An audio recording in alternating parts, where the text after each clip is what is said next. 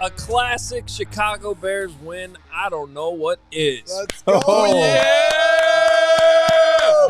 1-0, baby. Never a doubt. Never a doubt. Never a doubt. Never a doubt. Mark Carman did not write this game off at any point. I didn't. Believed the whole time. I did. Or 17 times. 12:52 p.m. 12:47. This thing is over. Yep.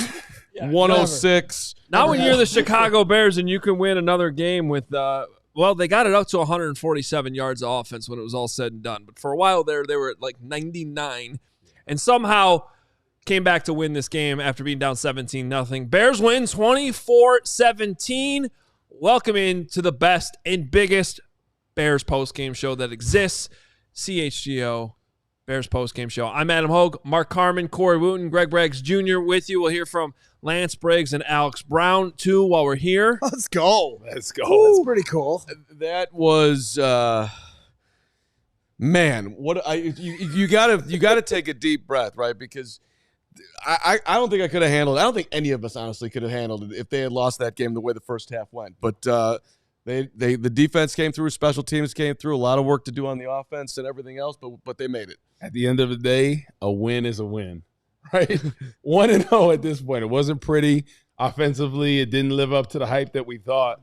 Defense and special teams came through. We need them in the clutch, so it was huge in there. Yes, sir. What do you think, Hoge? Let's tee up the moment that we've all been waiting for. We planned this all off season. The Adam Hoge instant reaction. I gotta be honest with you. I need to go on a little rant here for a second. I can't wait. Let's go. Well, I don't know if this is going to be a rant, but guys, this is what we've talked about all offseason. The quarterback, the rookie, it's not going to be perfect early, and you put a football team around him that can still keep you competitive. I don't care if it didn't look pretty. This is definitely not a pretty win. But you put enough pieces around the quarterback where he can go through games like this, where he clearly was not perfect, clearly had probably, 5 or 6 rookie moments, missed some throws downfield, still had his fair share of good throws in there too. But this is what we talked about, that you have a roster that can help him still stay competitive and end up in the win column at the end of the day. So now they have good vibes in that locker room all week long. They're 1-0, and yet Caleb can still look at this. The offense, too, as a whole, because the offensive line, we'll get to that, was pretty much a mess today. But you can continue to develop. You can continue to get better, all while getting the win at the same time. This is – if this was an actual bad team with the number 1 overall pick, drafting Caleb Williams, this would not have been a victory today. And Caleb would be in a much worse situation. We knew there was going to be times like this. The times came, but the Bears still somehow managed to start their season 1-0. So, yeah, I just want to welcome Caleb Williams to Chicago effectively. This is how we've won football games for generations, for decades, my entire life. This is what we do here in Chicago. We don't score on offense. We score on defense. We score on special teams. The last special teams punt blocked for a touchdown. Yours truly, Corey Wootton, 2012. This is what we do here in Chicago. So get comfy, Caleb. We've got your back. And whenever you're ready to unleash the dragon, we're all excited for it. But until then, Let's find a way to win a football game. I mean, Caleb threw for 93 yards. Let me put my glass out to look at it. 93 net of 64.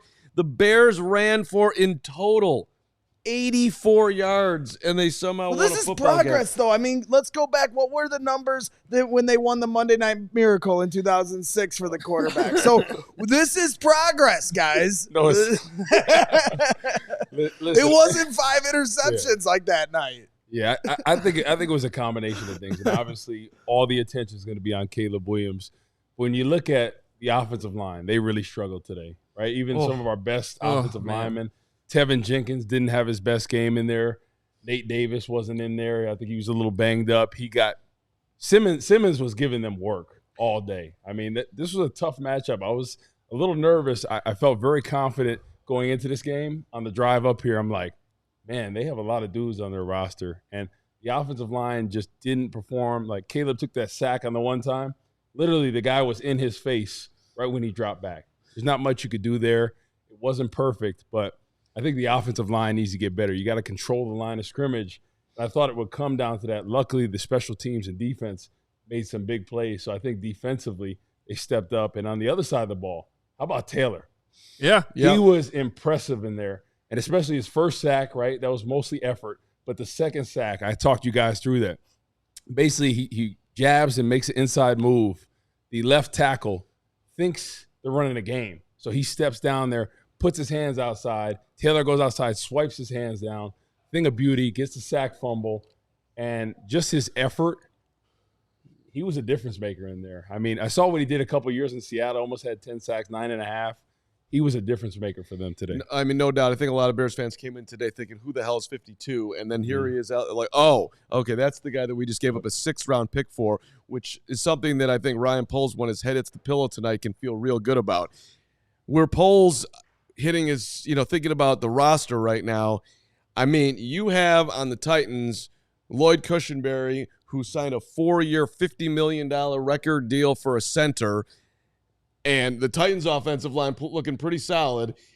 And then you've got Ryan Bates, who's not playing center, but was supposed to be your center, and Coleman Shelton's in there, and he's getting pancaked, and he's triple blocking while there would be defensive lineman running free. It was embarrassing. I don't know. That for me, I think was the toughest thing. So basically on that play, Stanton is helping out. He has nobody on him, right? Simmons, they got 3 guys on him. They got the guard, tackle, and I think a tight end stayed in help.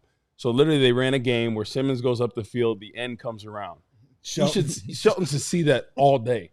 Literally he piled in on Simmons and then stabs his arm out at the end. Caleb Williams ends up getting sacked. That's something that you should see from a mile away. It wasn't like a secret game. You could see that from a mile away. It's an easy Texas stunt.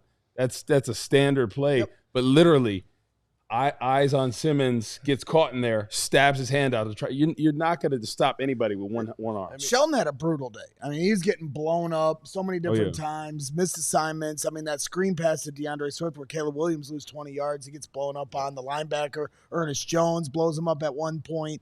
I mean, the Titans just got to be sitting here at him like, how the hell did that just happen? Like, I can't imagine. They've got to be furious how that unfolded for them. Yeah, if you're a Titans fan right now, you got to be losing your mind. You're up 17-0 in that game.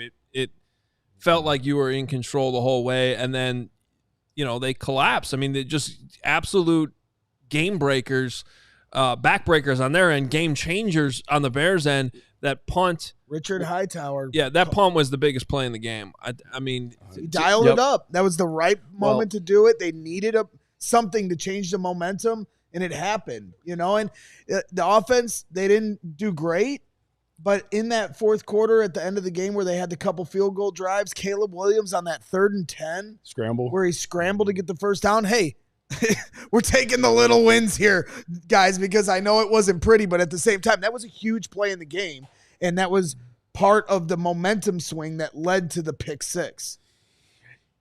Well, and that's the thing, like, huge play by special teams, but then all game, Will Levis was under duress, and he kept on somehow just flicking balls away, and it was working out for him, and then, he got a little accustomed to that, and then he flicked one a little bit too far. And Tyrique Stevenson, who might not have had his best game either, but he was there to make the play. And see Will Levis's reaction before the ball was even – once he threw it, he goes – he literally put his hands on his head like, what the hell did I just do? I mean, that was just, I just kept saying that over and over again. I think in the video we put on social media, like, what a dumb decision that was. I cannot believe that. Hey, so here's what we're going to do with Super Chats. If you send in Super Chats, they are going to be on the screen. You're going to get your chance to be up there on the screen. However, going into each break, we're going to do our big money Super Chat.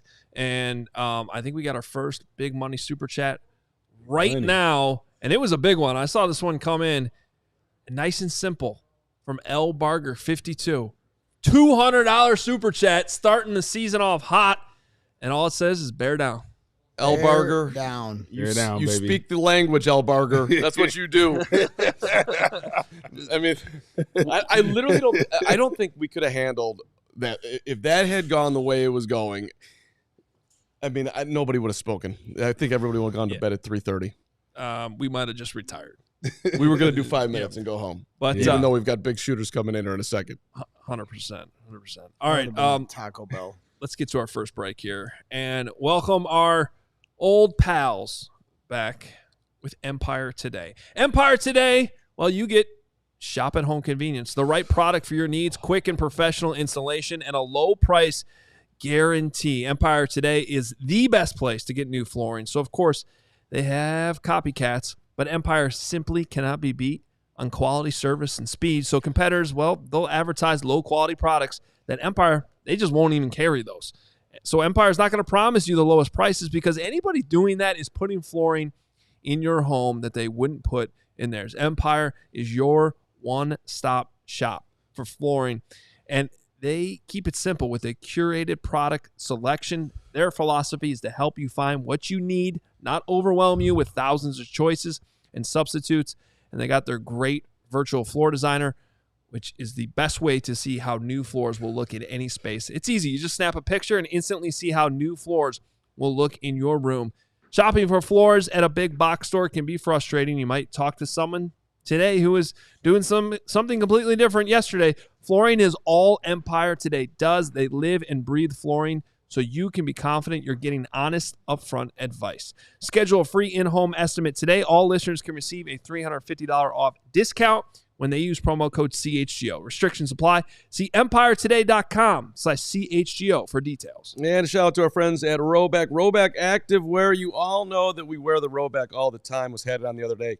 It's simple. It feels great. The quality, it just speaks for itself. They got the performance polos better in the heat than any other. They got the moisture wicking so the polo doesn't stick to you. I mean, when you're having a great workout, it just feels also right to be wearing your Rhoback. Best looking, best fitting. Collars never lose their shape. They've got it all. The solids, the classic stripes, the fun prints. It's designed for comfort, built for activity. Use the code CHGO20 on Rhoback.com for a generous 20% off your first order. That is spelled RHOBACK.com. That's 20% off all polos, hoodies, and shorts with the code CHGO20. Make sure you check them out, and they will have you ready for whatever travels or activities you have. Moisture wicking, breathable fabric. You are going to love it. All right, let's take a closer look at the franchise. And yes, he wasn't great today, but the season is about Caleb Williams, and today was his first start ever. And by the way, he's the first rookie quarterback to get a win in the last 16. 0-14-1 coming in today.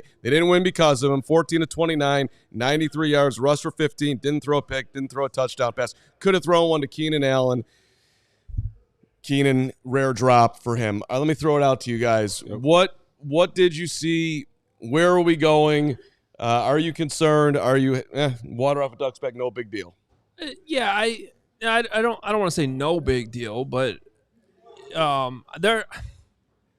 it would be silly to get concerned about anything major today in the same way that you would be silly to overreact to him throwing for 400 yards today.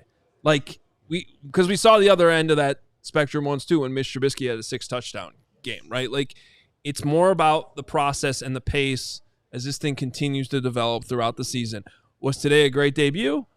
No, it wasn't. But, he didn't get a lot of help, to be honest. Like, all that stuff I talked off the top, a lot of that was defense and special teams. Really, I don't think he got nearly as much help as Ryan Poles was hoping from the offensive line today. He threw his first career touchdown pass, and Keenan Allen, of all people, dropped it. I don't think Keenan Allen had a single drop last season. It was the most Bears thing to ever happen. Yeah, here's a guy who never drops passes, one of the most reliable receivers that lives in the NFL, and he drops what should have been the rookie's first touchdown pass. I mean, come on. I'm still upset about that, even though the Bears won. That's just crazy. So I'm not going to walk away from this thing terribly concerned about anything else. I can't wait to get in and watch the film later tonight, early tomorrow morning, to really dissect this thing. But Caleb's going to be okay. We'll go into your crystal ball here. How long do you think it will take, not just for Caleb, but for the entire Bears offense to get up to speed? Because they've got a ways to go. I think it's going to take 4 games total. I think today what you saw was a lot of nerves on his end. He said he never got nervous in Hard Knocks. But first game, crowd's rocking, right? Preseason is different than the regular season. So I think he was a little bit nervous today. That's what you saw. Some of the throws just weren't there. He had some wide open receivers. He missed DJ Moore, missed Keenan Allen. So I think a lot of that was nerves. The offensive line didn't help him out at all. So I think it's going to take a little bit of time. Good thing is he didn't turn the ball over. Right? I think that's the positive there. But I think you can only go up from here. Right. And so I think a lot of it, first game nerves, offensive line didn't play the best. And I think Shane Waldron really didn't have the best game plan. They didn't really try to rely on the run game, get him going, work the play action off it. So that's where I thought they left him short a little bit. Yeah, there's no question he was nervous. Whether he says he gets nervous or not, he said the last time he was nervous was his first start as a high school freshman, right? Or his first high school start. And so you saw the nerves today, overthrows early in the game, even some of his ball placement behind Roma Dunze a few times. Like you said, Adam, during the game, it almost seemed like he was throwing a heavy ball. Everything was low at a lot of people's feet. You know, the biggest thing to me was there were a lot of times where he had happy feet in the pocket. He was trying to stay in the pocket, but his feet were just all over the place. He was just really, really hyper in there. And then when he went to try to unravel it down the field, he's not getting his feet set enough times, more times than not. So one of the things that I kept preaching during the game that was irritating me, because Caleb kept asking Shane Waldron, come on, give me the play, give me the play. Speed it up. And the one time he did start to develop a little rhythm, a modicum of rhythm, is when they went up tempo. When you're a young quarterback, you want to get into a rhythm and get the defense on their heels and make those little easy throws. You know, it wasn't perfect today, and God bless the Bears for figuring out a way to get him a win while he develops. I can't wait to hear from him here today and hear some of his thoughts about it, because I think overall I thought he kept his composure. He wasn't perfect. He made mistakes. But like you said, he didn't turn the ball over. So I think there's things you can take from this. You get to take it in a win. Let's see how he adjusts here next week against Houston. I thought the body language was noticeable at times because he is Mr. Positive, Mr. Mature, all those things, and he's got the respect of the locker room. But there was visible frustration from him multiple times, which that's fine, but it was different. Yeah. So I think everybody was just thinking he was going to throw for 400 yards. That's why I preface it and all the after dark stuff. I'm like, you got to pump the brakes. The biggest thing he has to do. Biggest thing he has to do is limit the turnover. That's something he did. Some of the throws were just uncharacteristic of what we've seen. But the first game, I don't think people realize how hard that is. All the hype with him, all this offseason. Chicago's never had their quarterback. He comes in here and everybody expects him to be Aaron Rodgers day one. Right. And I just don't think that's realistic. So I think he can only go up from here. I think they're going to look at the tape. They're going to get to the drawing board. They're going to say, hey, we're going to really try to get Swift and some of these running backs going. Let's work the play action. Let's take the pressure off Caleb until he feels comfortable. Then we'll expand things. The other thing I'll add, Adam, and I'd love to hear your thoughts on this, it felt like Tennessee knew what they were running. They were all over everything. The screen passes, the one where he took the 20-yard sack. There was just so many times, or anytime they tried to do, a rollout where they had action going left and then you want to roll them out right, the defensive end was right in his lap. They were waiting for those plays, and you saw a lot of that stuff in the preseason. So I did find that interesting. Some of the things that they did in the preseason, they tried to run it like they're, everybody says, oh, they don't show you what they're going to do in the preseason. Well, it didn't feel like that. That they were running exactly what they did in the preseason, and it felt like Tennessee was ready for it. I would just say, though, that this Titans defense, I did not expect to be a pushover. I mean, I'll go back to what I said on the pregame show. I expected this to be a struggle. Did I expect it to be a little bit better? Yeah, probably. But their new DC comes over from the Ravens, running a lot of that exotic stuff that got Mike McDonald the head coaching job in Seattle. Okay, so you got two big dudes. One really good dude, Jeffrey Simmons, who was wrecking this game at times inside. Tavondre Sweat. You saw how quickly he got on Caleb on that. Was that a 19-yard loss on that sack? Like Caleb couldn't get away from him. That's he almost giant beat him on his being. drop back. Yeah, that's how quickly he got in there. Braggs made a great point on that because he had no chance to get rid of it. Like the best he could have done on that play was take a 10-yard loss, and it's literally nothing else. Or he could have done what Will Levis did and right. threw a pick. You don't want that. So there was nothing he could do at that point. The other thing too with Caleb, a lot of tip passes at the line of scrimmage today, and maybe some of that had to do with the interior offensive line getting blown up. But there were other times he was just getting tip passes. So they got to figure out how to move the pocket for him and develop some throwing windows because obviously he's not the tallest quarterback, but there's been plenty of quarterbacks his height that have been successful in this league. But you got to find those windows and angles. Did that happen in training camp? So that's what I said. Let's go back to training camp.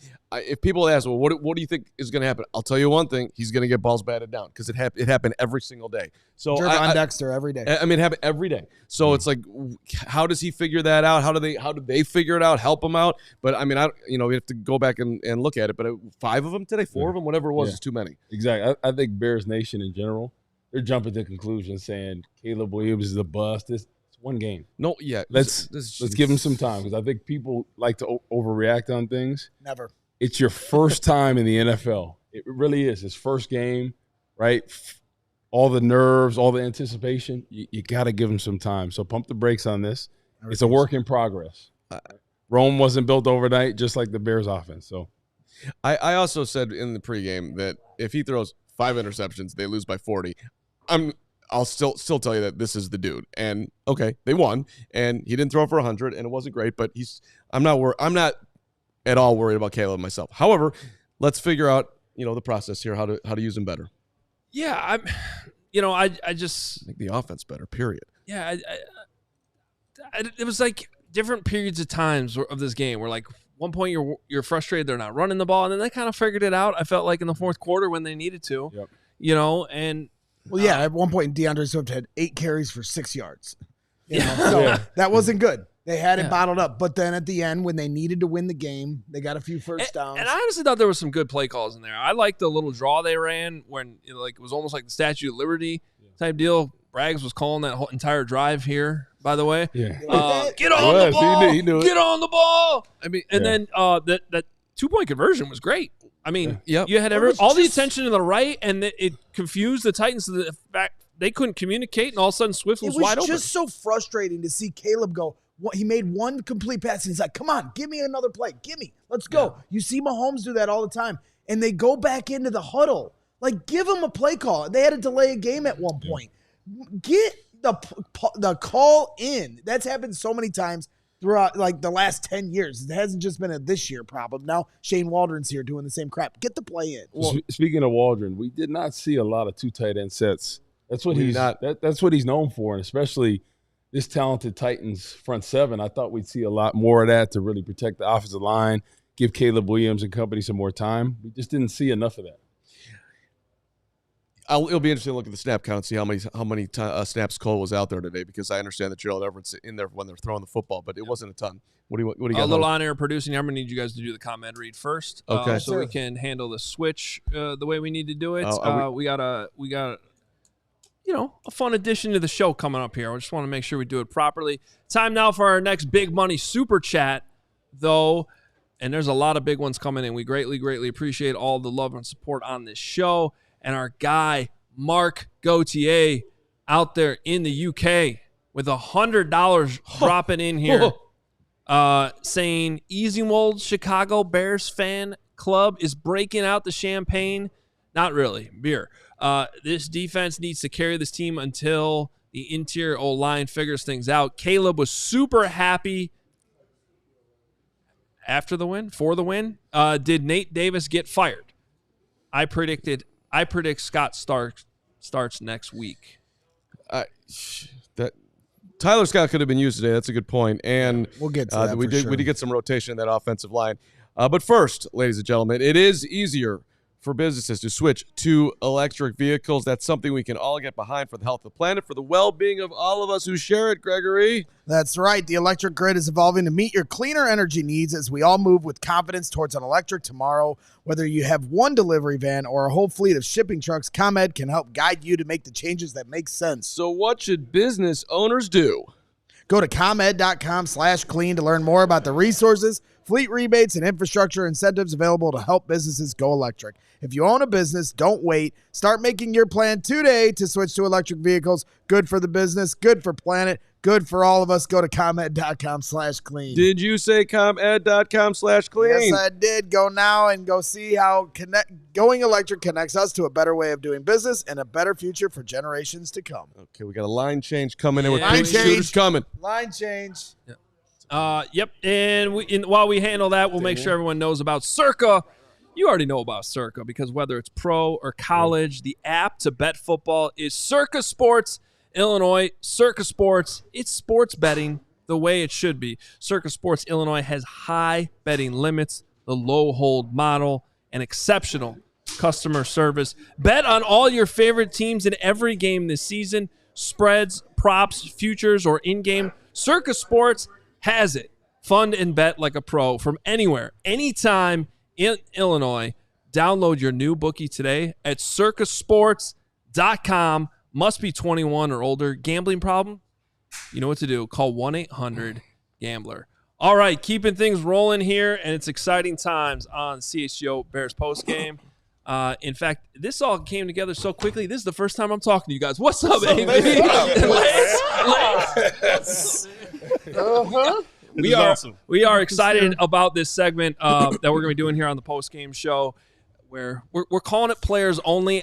We're not counting me in that, obviously, but I'm going to help direct the conversation a little bit. But this is you three guys, your segment. Talk about whatever you saw in the game, and then of course, AB and Lance Briggs are going to have a show after we're done too. First of all, guys, welcome aboard here at CHGO. We're happy to have you. Thanks, man. Thank you. Awesome, Yeah. man. Yes. God dang. A lot of fun. Yeah. How about Exciting that? times in Chicago. Yeah. I was saying that reminded me of Arizona in 2006 for a little bit. That game exactly where like it wasn't quite to that level, but the offense really, that was a special teams and defense win. I thought it was at that level. No, Offense you know, didn't do anything. it- Offense didn't do anything. They look really bad. I mean, I think that's the worst they can look. I really believe they got a lot of weapons on that offense, and they're going to get it going. Yeah. But if you can win and not play your best, isn't that a sign of championship football? I agree with you Okay, 100%. all right. I just wanted to make sure. I agree with you 100%. Okay. I felt like I've said this before, though. You know what I mean? To me, it looks a whole lot like what we've seen before. All right? We've seen this a lot. This isn't a new storyline, okay? Now, and I've said this as well. I said, listen, you know, Caleb Williams is a smaller version of Justin Fields in a lot of ways. Listen, in a lot of ways, he is. We saw a lot of that today. Now, it's not a bad thing. No, it's not it a bad is a thing. bad thing. No, What it's are you not. No, it's not talking about? because That's a horrible thing. I said with the right pieces around him, he can be successful. They can lead this team to a championship. Okay. Stop. Okay. So you say with the right pieces around him, like Did you he watch him needs today? it. No, I watched him today. You're comparing a kid in his first start in the NFL to a guy that's in his fifth year in the NFL, and he looked the same down at playing for Pittsburgh, starting for Pittsburgh, playing against Atlanta. Yeah. He looked the same. They kicked 6 field goals to win that football game. How many field goals did we kick? I don't know. We got in the end zone a couple times. I saw him celebrating. Yes, he did on the sideline. Right, he was on the sideline. Listen, I'm not. Listen, you're right. This is game one, and they are going to get better. They are going to get better. They played against the Tennessee Titans, y'all.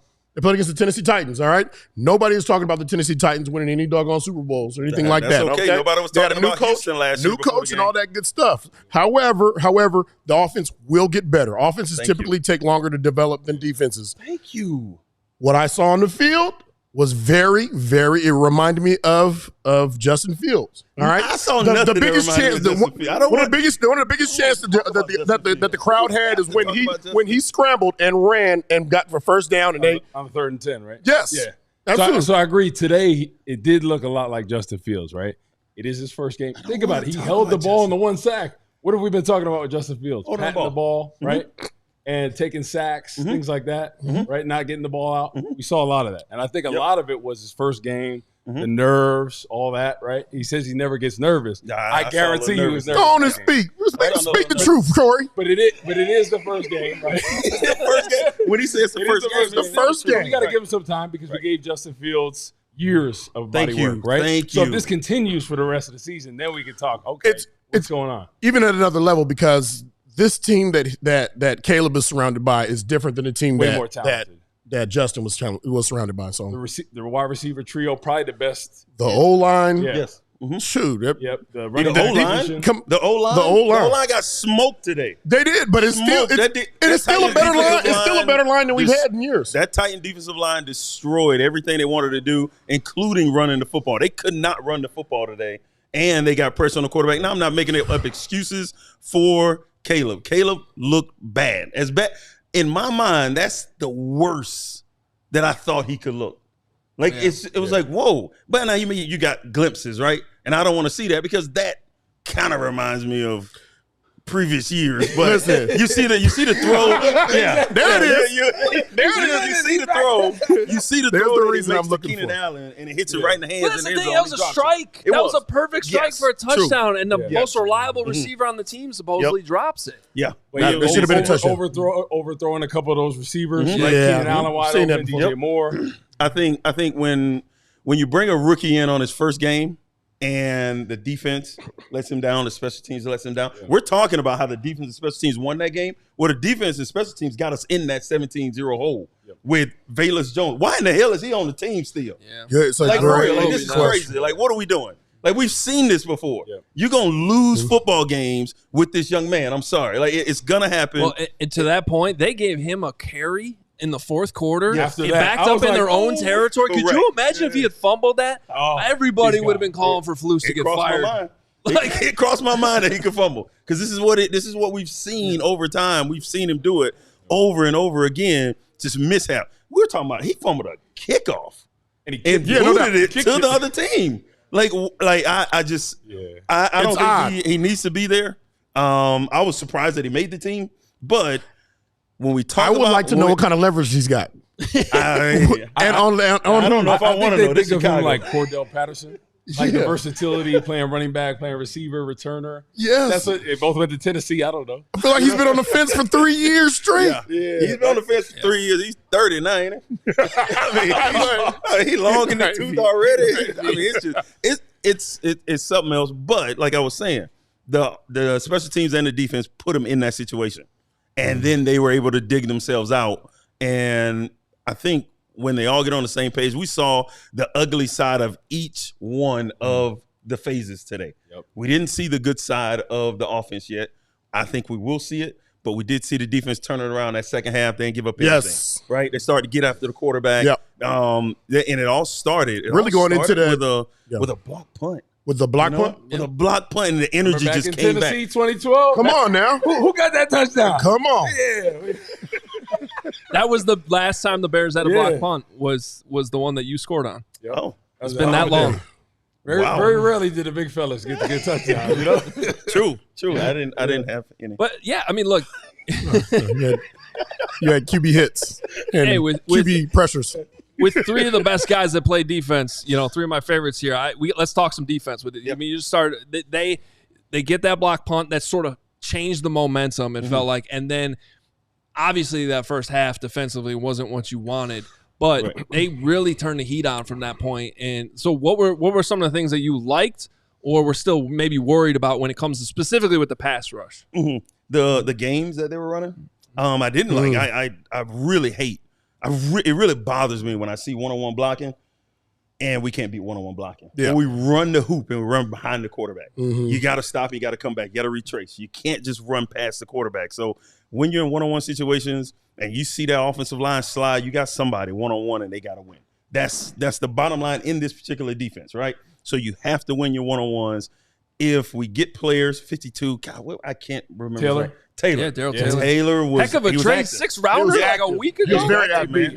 How about that one move, right? Yes. He sold it inside. Yep. left tackle, think it's a game, right? Yeah. Thinks it's a Texas stunt. Yep. And then it goes around the outside, slaps the hands down, gets the sack Makes a fumble. That was the thing huge of play. beauty. Yeah, and that That was was on the huge. sack fumble, right? Yep. On the sack fumble. And then you got guys running to the football. And this is the part that I want the fans to understand.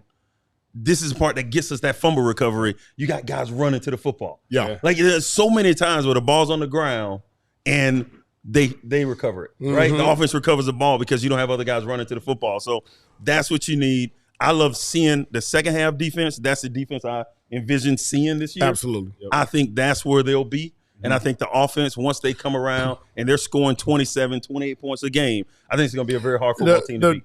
The first game with new head coaches, your scouting tape is a lot of what the last game was last year for that team, what coaching tree they come from, what are the things they love to do that, from that tree, and what do those guys like to do? Because a lot of what they do is similar to, if they come from the Andy Reid tree, it's similar to what Andy Reid does, but a bit of a tweak, so there's a lot of experiment going on in that first game, and there's a lot of adjustments that are going to have to happen in that first game. So it was interesting for me. It was just like AB was saying, early on, he didn't like the games they were running. I didn't like the games they were running, but we made adjustments during the game, and those adjustments to me were the right adjustments, and they started flying around and they started making plays. How many times in the previous Nagy era, and then the coach that we had Fox before him, how many times we go into halftime and we don't see any damn thing different? Yeah. Like coming out of that second half, right? Yeah. And then you got a team they're up 17-3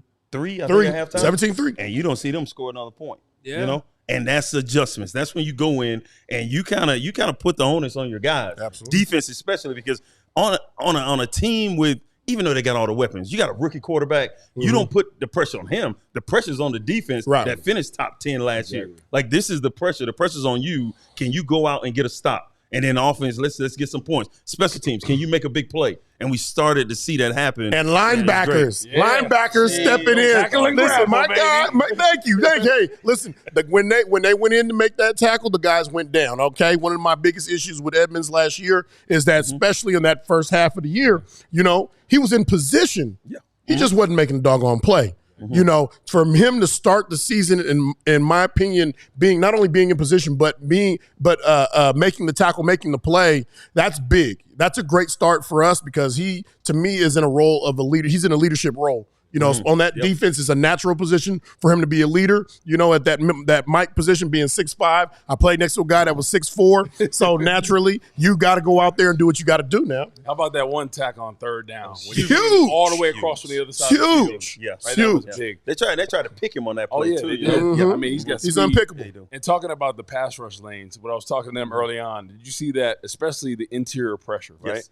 We always talked about, especially Rod that coached us both, right? When you make that inside move as a 3 technique, if you're getting washed down, you got to counter back. Yes. What we saw was them getting washed down. Will Levis had that lane, basically like a 2-gap lane, and then he's stepping up, scrambling, being able to complete it. And in the second half, they made some adjustments. Yes, and when they were making that inside move, not winning, countering back, just getting in front of them, pushing the pocket. That's why you saw Taylor and some of them being able to come home. Agree. Like when Taylor's he's not a big guy, right? No. He's on the edge. He's running the hoop. But if the quarterback's able to step up, that's where he becomes obsolete. Like, it doesn't matter what he does or how fast he is, because he's just on the edge. If you don't have guys in the middle, like what we had Tommy Harris, Tank Johnson, you got Ian Scott pushing that pocket, Alfonso Boone pushing that pocket so the quarterback can't step up. And we saw Will Levis today convert on a couple of third downs with his feet. And when you got a quarterback like that, you do not want him converting with his feet. Right. So it's good to see him change it, The adjustments were unreal. It was great. Ugly ass game, right? Like, ugly. But when you can win and play that way, And the momentum. I ain't gonna be thinking about this when we're 8-1. Taking off with the momentum. You're right. Listen, I want us to be 8-1. I want us to be 8-1, Amy. Yes, agreed. I really do. And the momentum that started with that punt block, for a touchdown, man, they really ran with it. And I thought they moved the ball offensively. May not have got the points on there, but at least they moved the ball, kept that clock running, and allowed their defense to be fresher when they got on the field. Well, hey, guys, it seems like everybody watching is loving this, and we love that you guys are here. This is just a little bit of a teaser for you guys, because as soon as we're done here about 5 o'clock, Briggs and Brown, they're going to be holding the place down even longer, more bonus content. We cannot wait to hear it all. So sounds like you guys are fired up, ready to go. Awesome, man. Come on now. Can't wait to see you guys go out. Yeah, I tried. I really did, y'all. I really tried to get Brown and Briggs. It just didn't sound right. You know, it didn't sound quite right. You know, I don't need the input. I don't need the input, though. I don't need it. I'm trying to talk to It sounded like a Brown Briggs, all right? All right? Which I'm fine with. You know what I mean? We went with the Briggs Brown. It just flows a little better.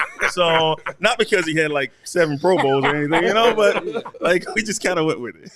Well, no, it's going to be awesome. It's going to be great. And again, so as soon as we're done here about 5, these guys are going to be here. Yep. And ready to go with some bonus content. So thanks so much for being here. For sure. Great stuff. We're going to keep things rolling. We got Matt Eberflus's post game coming up right here. So we want to make sure you guys know that too. You don't have to tune in anywhere else. We're going to bring you the audio as soon as we have it and it's ready to go. We'll also get we'll go inside the locker room with Nicholas Moreano here in a little bit as well. And in the meantime, we will get Greg Braggs and Mark Carman back here. For all the crazy shenanigans we usually do here. Don't worry, it's still the same show. We're just taking it to a new level here on the CHGO Bears Postgame Show. And we have our favorite sponsors that we've had here with us now for a while, including our friends at Sunnyside Cannabis Dispensary, here to elevate what's left of your summer. Sunnyside is your home for judgment-free cannabis shopping.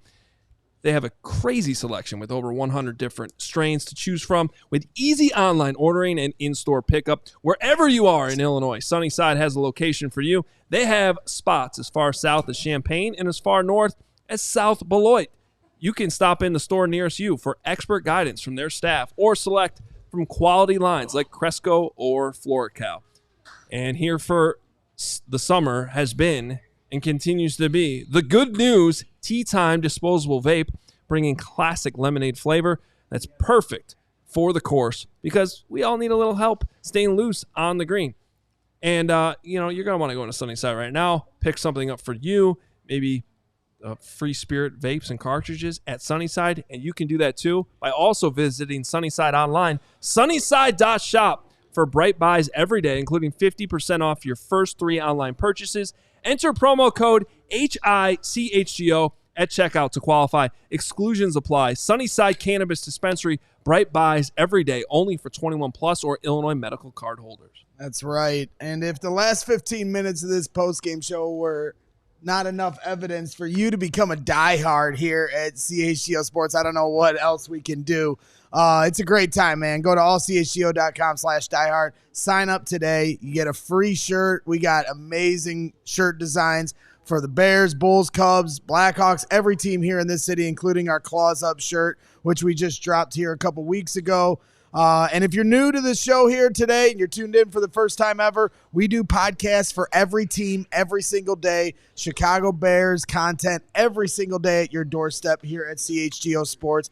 Pre and post game shows, breaking news shows. This is what we do. Premium written content for all members at allchgo.com. 20% off events, including our event coming up week 3. We're going to be at Joe's on Weed Street live doing a pregame and a postgame show at Joe's on Weed with Briggs and Brown going to be there as well. Ooh. It's going to be lit that day too as the Bears take on the Colts. So make sure you come out that. If you become a diehard, you get 20% off that event and all other events. We got tailgates for every single home game. Our tailgate today. Woot, you were at the tailgate. I was there. It was lit. It was lit. It was lit. It was lit. So make sure you come out. We got all you can eat food. We got Miller Lite on tap for you. Anything you need. So, hey, man, hit up allchgo.com/diehard. Become one today. No better time than right now. Bear down. How about that? Yeah. Briggs and Brown, man. Yeah. That was a fun Two of my segment. favorite Bears. Speaking of the 06 games, I was in college at Northwestern at the time, and I'm watching that game, and all of a sudden, like, man, the Bears are getting whooped. All of a sudden, Hester, kick return, the block. Yeah. It was unbelievable to watch. Yeah. And That was a great year that year.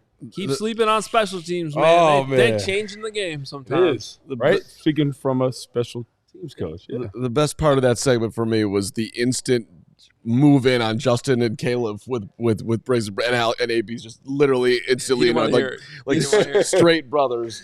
These guys have been doing it a long time together. In Briggs' defense, it did look a lot like Justin, but it's one game. It's one game. It didn't though, because I mean, I get it to a point, but it's not like Caleb was out there running for 100 yards. No. You know, because and when he scrambles, he keeps his eyes downfield. And he stays in the pocket. He'll scramble, and then he'll come back to the pocket. Yeah, so I don't – So there was one play where he held the ball a little bit too long, took the sack, right? So I guess my point is, like, at the end of the day, did the stats and kind of how the game played out feel similar? Sure, but I think if you're actually breaking down the quarterback play and looking at it, they're two completely different quarterbacks. Right. The thing that you can compare it to, right, is that play calling wasn't good. The interior of the offensive line wasn't good. The skill guys were dropping passes, letting the quarterback down. It felt dissimilar. So that part felt similar, but – yeah, it's one game though. It's one game. It's one game. I want to hear what the head coach had to say though. Let's hear it. Let's hear from the head coach. I'm interested to hear how Matt Eberflus feels about this. You know, you always feel good when you get a win, but you know they got to know it's a little ugly too. So we haven't heard this yet. We're hearing it for the first time as well. Head coach Matt Eberflus at Soldier Field after the Bears win.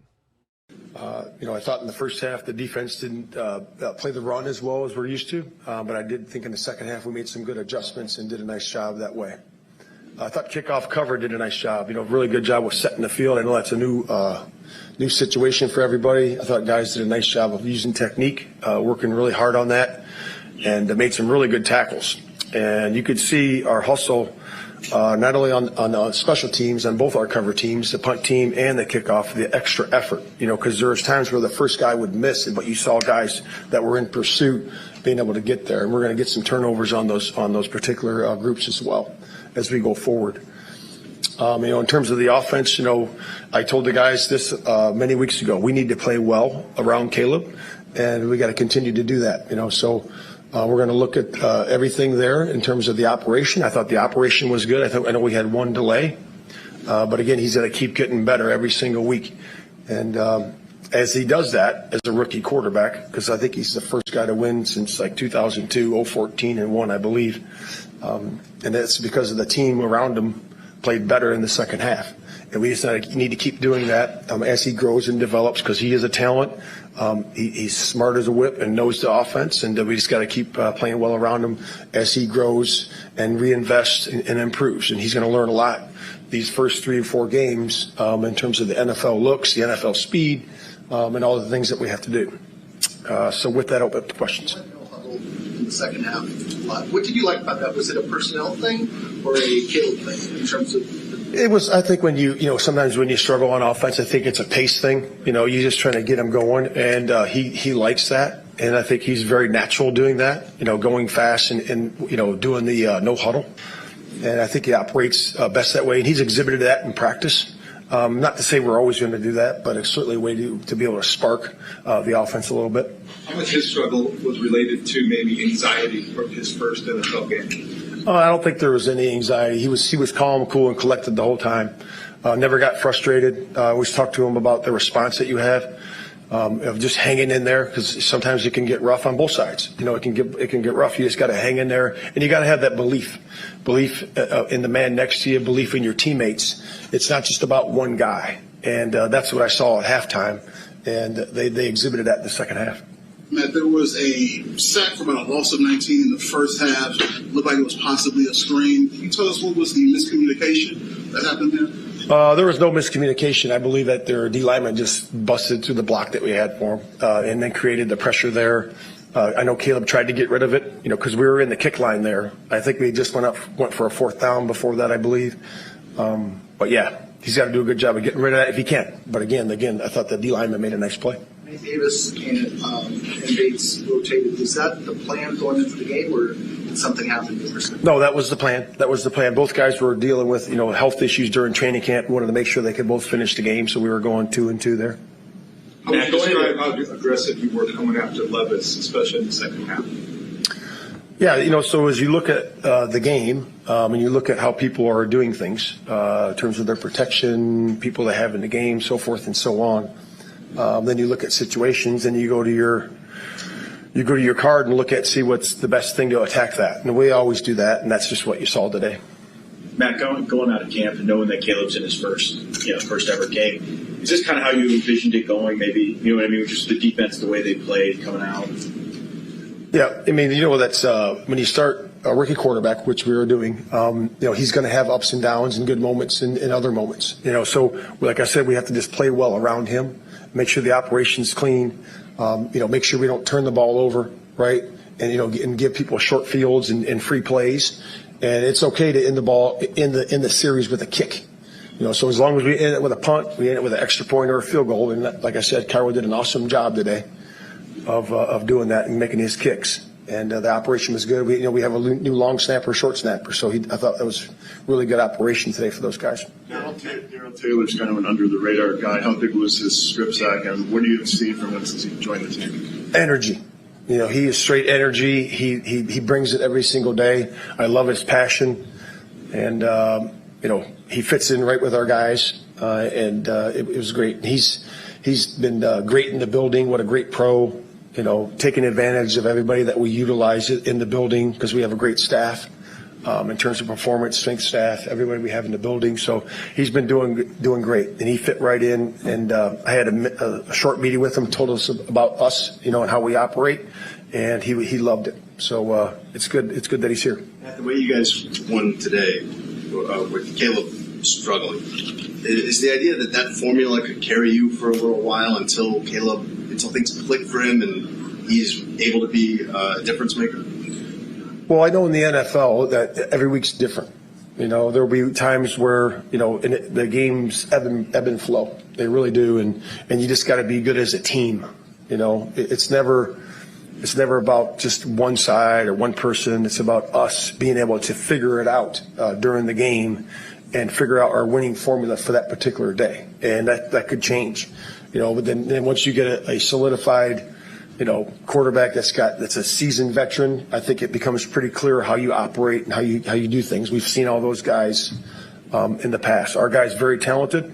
Again, this is his first game, and he's going to continue to get better. Do you foresee more opportunities for Velus Jones, granted the mistake today? Yeah, I was proud of Velus Jones. Really was. I know that's not what he wanted, obviously. And I thought we responded well on defense. We held him to 3 points in that particular case. So that's what we call sudden change, and that's how we operate. But he did a nice job coming in at the halfback position. Did a nice job of getting north, and I thought he did well there. And we'll evaluate in terms of kick return as we go. From what you've gotten to know about Caleb in the last couple of months, what about him do you think was able to recover from not a great first game and improve from week to week? You've talked about the biggest leap you make is probably with 1 week. Yeah, just his character and the man that he is. He has belief in himself. He's comfortable in his own skin, and then he's got teammates that believe in him and trust him and know him, and that he can lean in on as we go through this week and get better. And that's what we're going to do this week. Thanks, guys. Thank you. All right. There he is, Matt Eberflus after the game. A lot of things to get to. That whole end every drive with a kick thing. Cole Kmet was telling us about that this week on the 85 with Cole Kmet. It's a thing that Flus has been preaching recently. End every drive with a kick because it means you didn't turn the ball over. Right. Either you scored a touchdown, you have an extra point. Now, technically, they didn't do that today because when they scored a touchdown, they went for 2.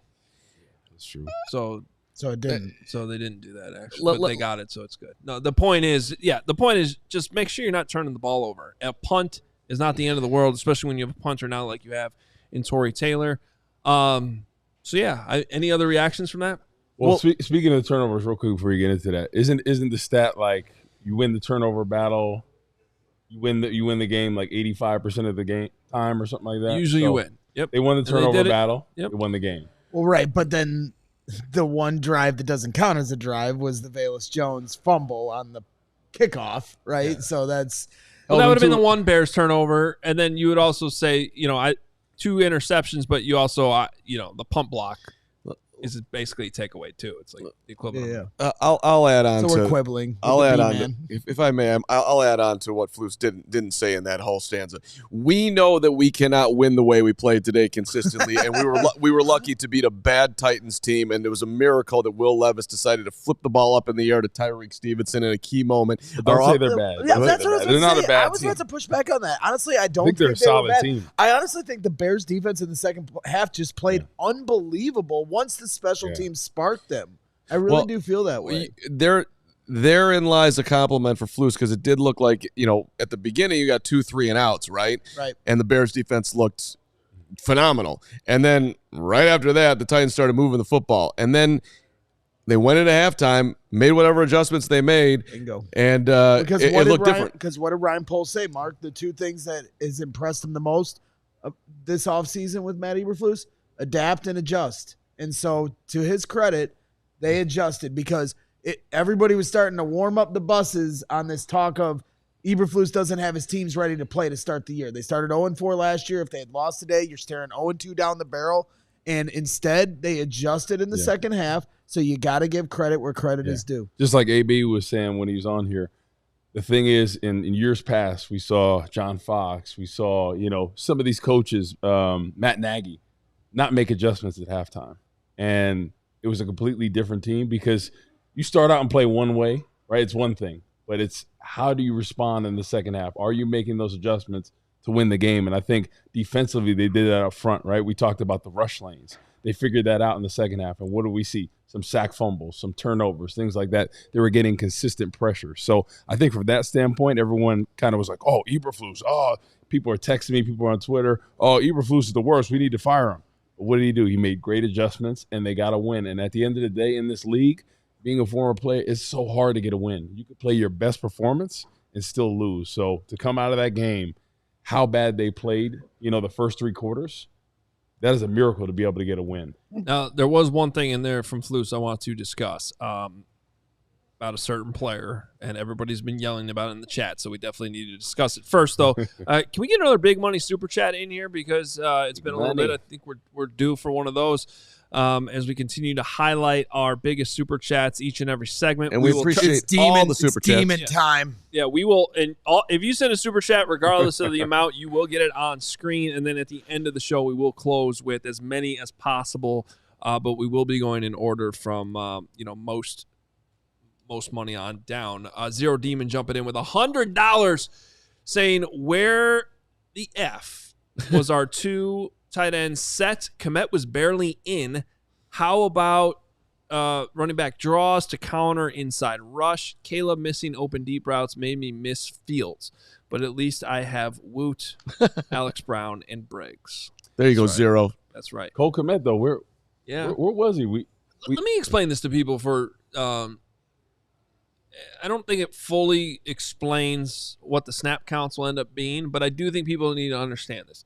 But Cole Komet is viewed by the Bears as more of your inline blocking tight end. Okay, and last year they signed Robert Tonyan with the hopes that he could be that move tight end. Mm-hmm. The guy is more of the receiving threat, plus receiver, less relied on for blocking. Cole Komet's supposed to be the opposite, where he's more of the blocker, less receiving. So depending on what your game plan is, that's going to be determining who's on the field between those 2 tight end options. What ended up happening last season was Robert Tonyan was so bad that Cole had to play both positions, which meant he was always on the field. Yep. Because regardless of what they were calling and which one they really needed, he was the guy that was doing both. And he got really beat up by the end of the year. I don't know if you guys remember that. Yeah. And then he ended up needing, I think, hand or wrist surgery. When we saw him at the Super Bowl, he was all casted up because he had surgery. So by bringing Gerald Everett in, they thought that was the Robert Tonyan upgrade that they really needed. And so it is going to result in him playing fewer snaps. I don't know. Again, we'll see what the snap counts are when they come out in the morning, but I would like to see Cole Komet on the field a little bit more. Well, you saw him make that key block at the end on the DJ Moore run, right? He blocked 2 guys on that to spring, where DJ almost looked like he was going to get swallowed up, and then he popped back to the outside. That was a big play in the game. But I think they need to go to him more because last year, right, when Justin Fields had some really good games, what was it? Cole Komet was a security blanket. And I think Caleb Williams missed that a little bit, especially over the middle, some of the seam routes. I think a tight end is a quarterback's best friend. So, I mean, the amount of money they paid him, I feel like he's talented. And I've said this. I think reminds me a lot of Kyle Rudolph in his prime, right? Not a burner, really good blocker from Notre Dame as well. Got great hands, good across the middle, a great red zone threat. I don't understand why they won't give him more burn in that. I think it would really help Caleb Williams out. I would just say it's one game, and it's about the matchups. It's about the matchup, and I'm with you because Kyle Rudolph's actually been my comp for him since he was drafted. I've been screaming that for years, and so you don't want to forget about him as a receiving threat too, just because you signed Gerald Everett. We do have Caleb Williams. Let's hold on 1 second though before we get to Caleb, because I know everyone wants to talk about Velus Jones, and we did hear Flus. It might have caught your ear. Flus said, "I was very proud of Velus Jones." Me too. Hey, it did say something. They trusted him enough to hand the ball off in the fourth quarter. They love him. They didn't just hand the ball; they threw a screen right to him in one of the most pivotal moments of the game. The first handoff of the second half was to Velus Jones. They are insane. Like honestly, you're crazy. I get they really believe in this guy, but man. He fumbles the football. He kicks it like 20. He not only fumbles it, then he kicks it off back to the other team for a turnover. Fumbled forward. Well, let's just slow down a second. I think if you guys watched Hard Knocks, you realize how much on the bubble he really was. Right. And I think it's very clear he saved his job with what he did at running back.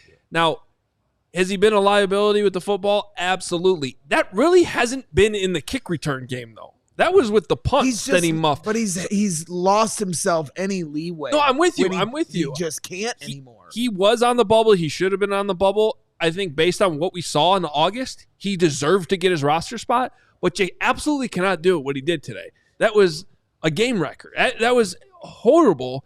And it can't be an additional problem when that's supposed to be the one reliable thing he's supposed to be able to do is return kicks. Do you think his job is in jeopardy after Absolutely. That? He lost his kick return job in this game. Yeah, but I'm saying on Monday, do you think there's a potential that he could get cut? Possibly. I would say it depends on if you need to sign somebody and if you need the roster spots.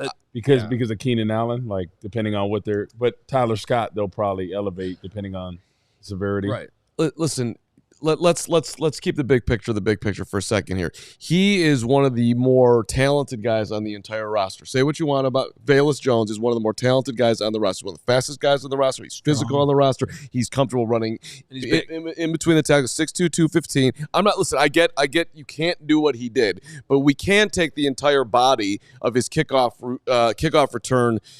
3 years now. He did look terrible returning punts, but he's never looked bad returning kicks. He's been a good kick returner. That was horrible. Can't happen again.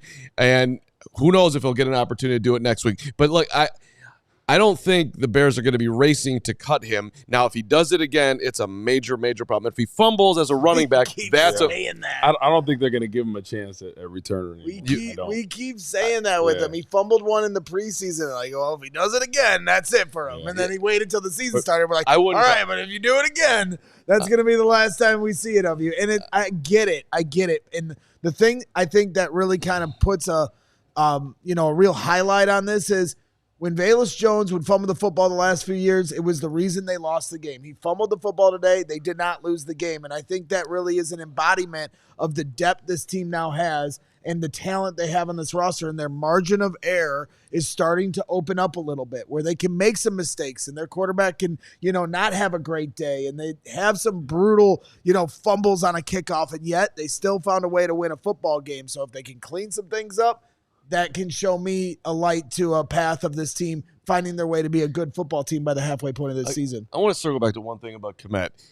Last year I was just double-checking the targets. He was by far the second most targeted receiver last year. Yeah, and he didn't have any drops. Yeah, I mean, he had over 700 yards, right? He had 719 yards. He had 90 targets. DJ Moore had the most at 136. Mooney had 61. That's 29 less. So, look, Cole Kmet to me has always looked good catching the football. I hope that they use some two tight end sets. I know you're not saying that, but I'm just saying. No, and I'm with everyone I'm saying that he should get the ball more, but what I'm also saying is it's not sustainable to play tight end in the league when you got to do both jobs over 17 games 2 years in a row. They're just trying to protect him a little bit. That's a tough position to play.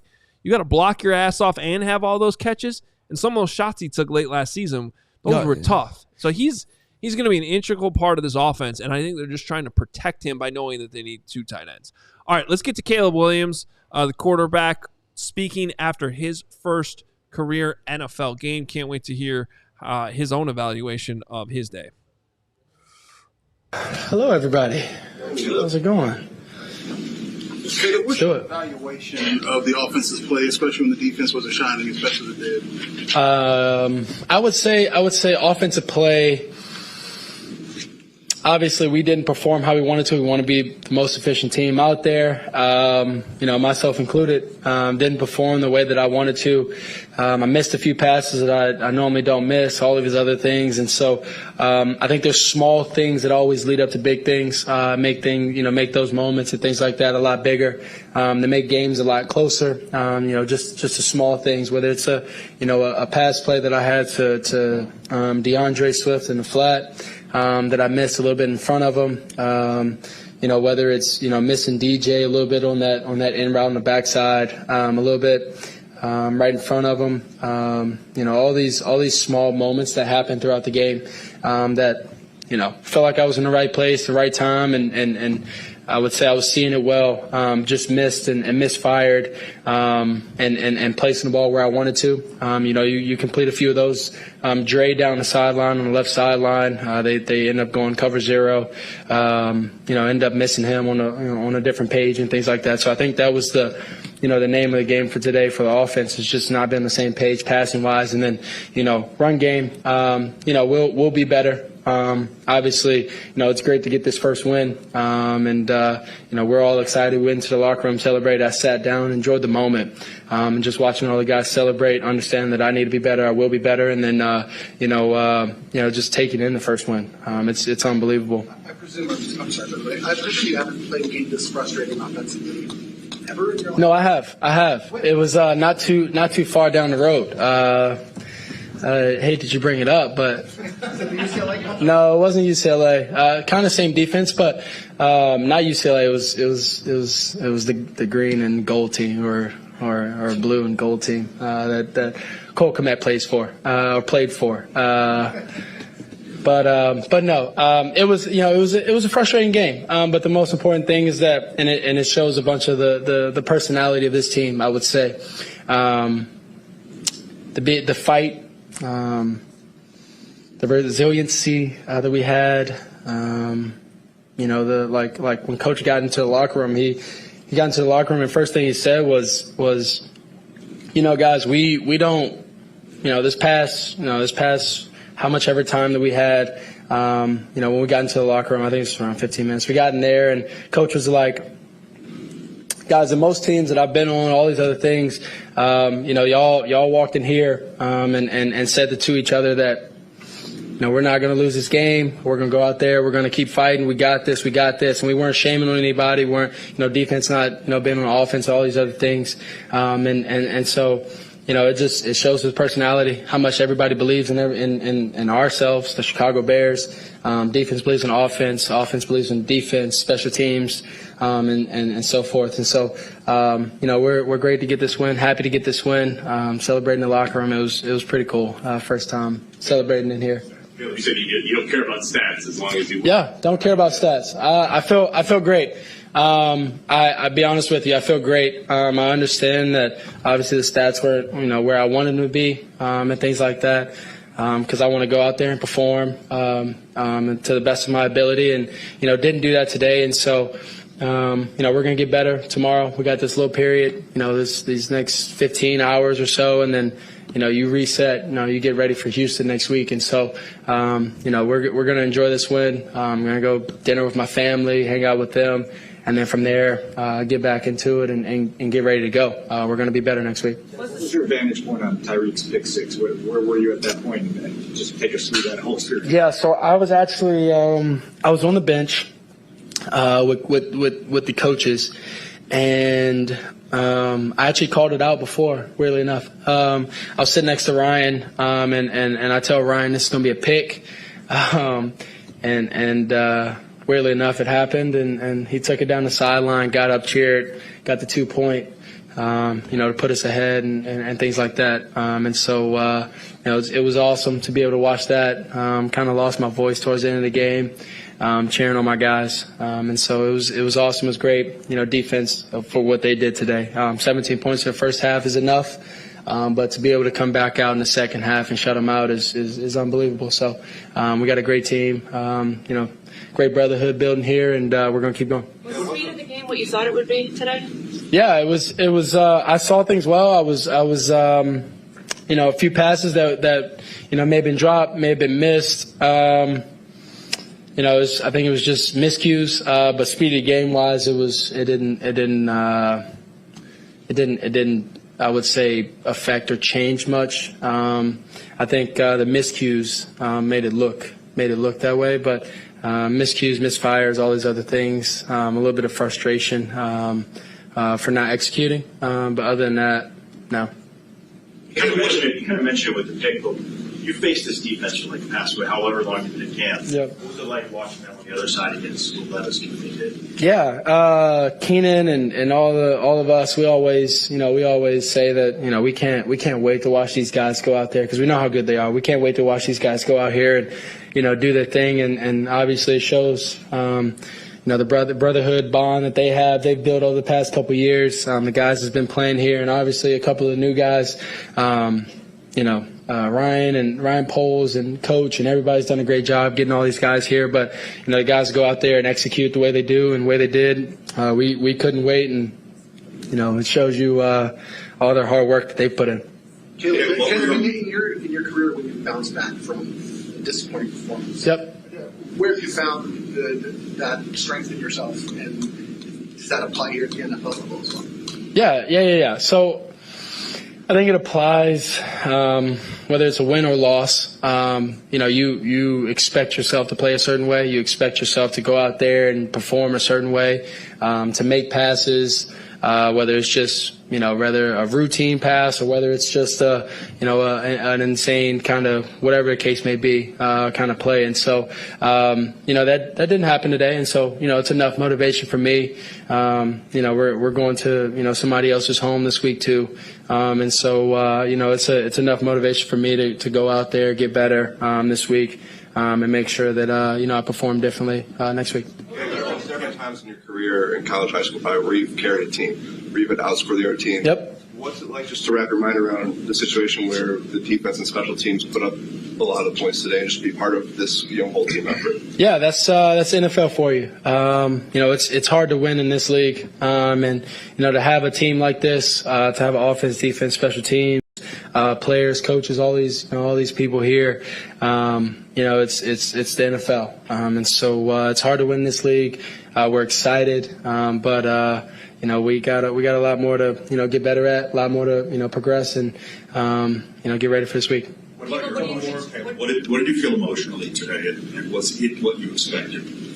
Yeah, emotionally, I was excited. I was really happy to be here, be a Chicago Bear.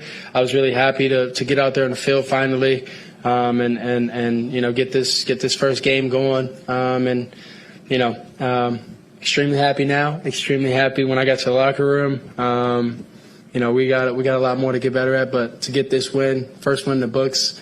As a rookie starter QB, for myself is unbelievable, and I'm happy, I'm excited, and I'm ready to go. It might be too early to ask, but what do you think you learned from this game, or what is going to be your biggest takeaway? Yeah, I got to go back and watch the film, obviously, and figure that out, but on a deeper level. But first and foremost is just keep fighting, understand that the team that I have here with me, right in this battle, right in this journey with me, is the first thing I learned, and they're unbelievable. And then secondly, I would say getting back in the lab, getting back with the guys, mainly the wide receivers, tight ends, all these other guys, just to make sure that we're on the same page at the end of the week, making sure that we go out there and when we have these chances when they want to go cover zero, that we make them pay. And we didn't do that today, but we're going to get better in the future and the near future. So thank you, and go Bears. There it is, Caleb Williams postgame at Soldier Field. We will go out to Nick here in a moment as we go inside the locker room. But before that, I know, Carm, you wanted to react to. Well, I just want to say one thing about it. Like, look, that press conference is why you want to put your money on Caleb Williams, because he is the grounded guy and he is able to find the positives in what I think we would all call at best a wobbly performance. But he didn't turn it over. He did get a victory. It can't look like that going forward. There's a zillion things that they got to clean up, but he just seemed pretty damn composed after his first rookie game, and he's celebrating the positive. I liked everything I heard there. This is the bottom line. It's one of the reasons why you want to bet on Caleb. No, I think the thing is, you just can't let this shake his confidence. I feel like he's always been a very confident dude. And in this game, he definitely seemed nervous. There's no doubt about it. I think we could all see that. Some of the throws, how he looked at times. But the one thing, he got this under his belt, right? They got a tough matchup next week. They'll go to the drawing board, and hopefully Shane Waldron puts him in a position to succeed. We talked about the 2 tight end sets. Next week, they got another great defensive line. They got Daniel Hunter, Barnett, Will Anderson. How is he going to utilize that 2 tight end set to get a little bit of chip help on those edge rushers just to free up for the offensive line? And then the main thing, I think everybody thought this offensive line would be a lot better than we thought they would play today. Did you guys not think that? I did not. You didn't. I was hoping, but I'm not surprised. I mean, and it's honestly, it's frustrating because you guys know how much I have and how many post-game shows the last few years I have sat here in the same chair and said, get a center.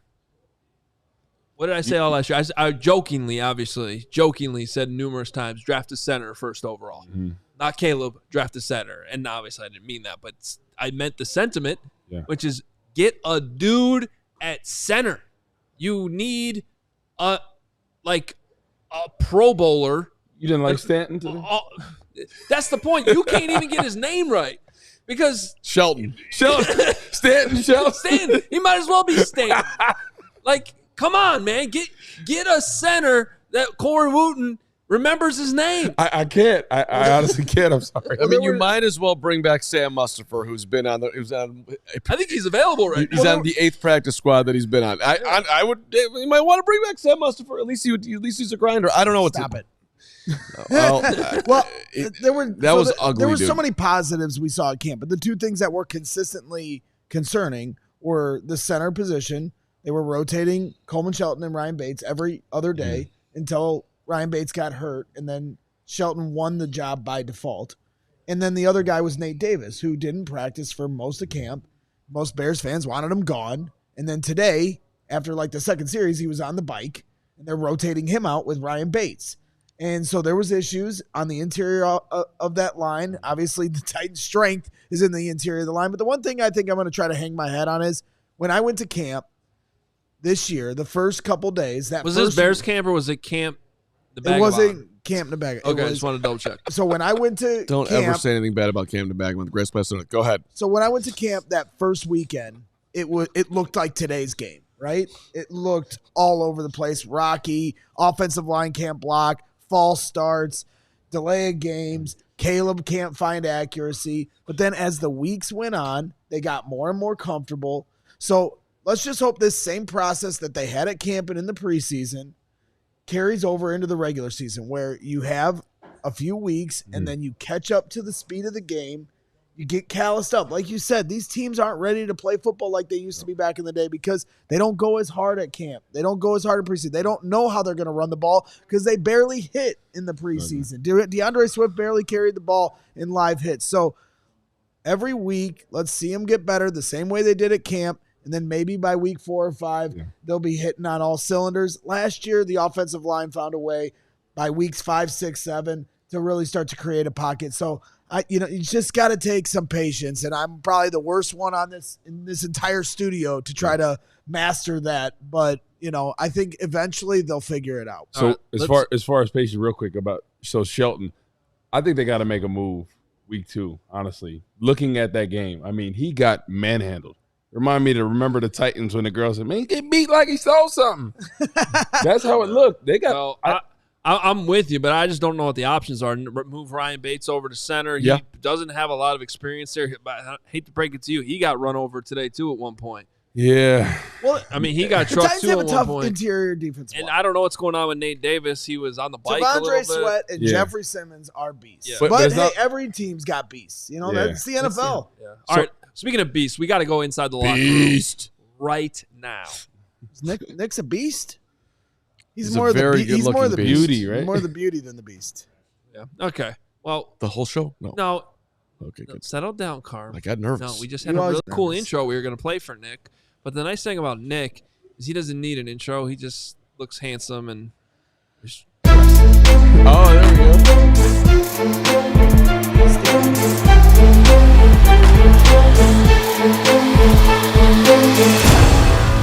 Wow. Oh. Wow. Yo, that's dope. Yeah, listen to that intro, man. Nice. Joey's killing it with the animations here on our post-game show. Thank you, Joey. All right, Nick, we heard from Flus. We heard from Caleb. You were the man inside the locker room with everyone else. Where should we start with what you heard, what you saw inside the locker room at Soldier Field? Yeah, I just want to start with, some of these defensive players, just the words of encouragement that I was hearing from guys like DeMarcus Walker and Darrell Taylor when they're talking about Daniel Hardy. Like, that guy changed the game. That guy made the momentum-changing play when he blocked the punt. And that was just, like, kind of being yelled out across the locker room as, Daniel Hardy's getting a little bit of media. It's like, you guys got to you got to talk to him. So I liked how you're seeing this just encouragement from the defensive line group. When I was talking to Darrell Taylor, he's like, yeah, that was one of our own. That was one of our own, our defensive lineman going out there and blocking the punt. So there was like this energy, and before we were actually able to even get into the locker room, we heard the music playing and just the liveliness in the locker room. And I think that's deserved after the win that they have to, score all those unanswered points and for the defense to ball out like they did in the second half. Nick, I know you talked to Jalen Johnson, who tends to be one of the most truth-telling Bears. Anything interesting come from Jalen?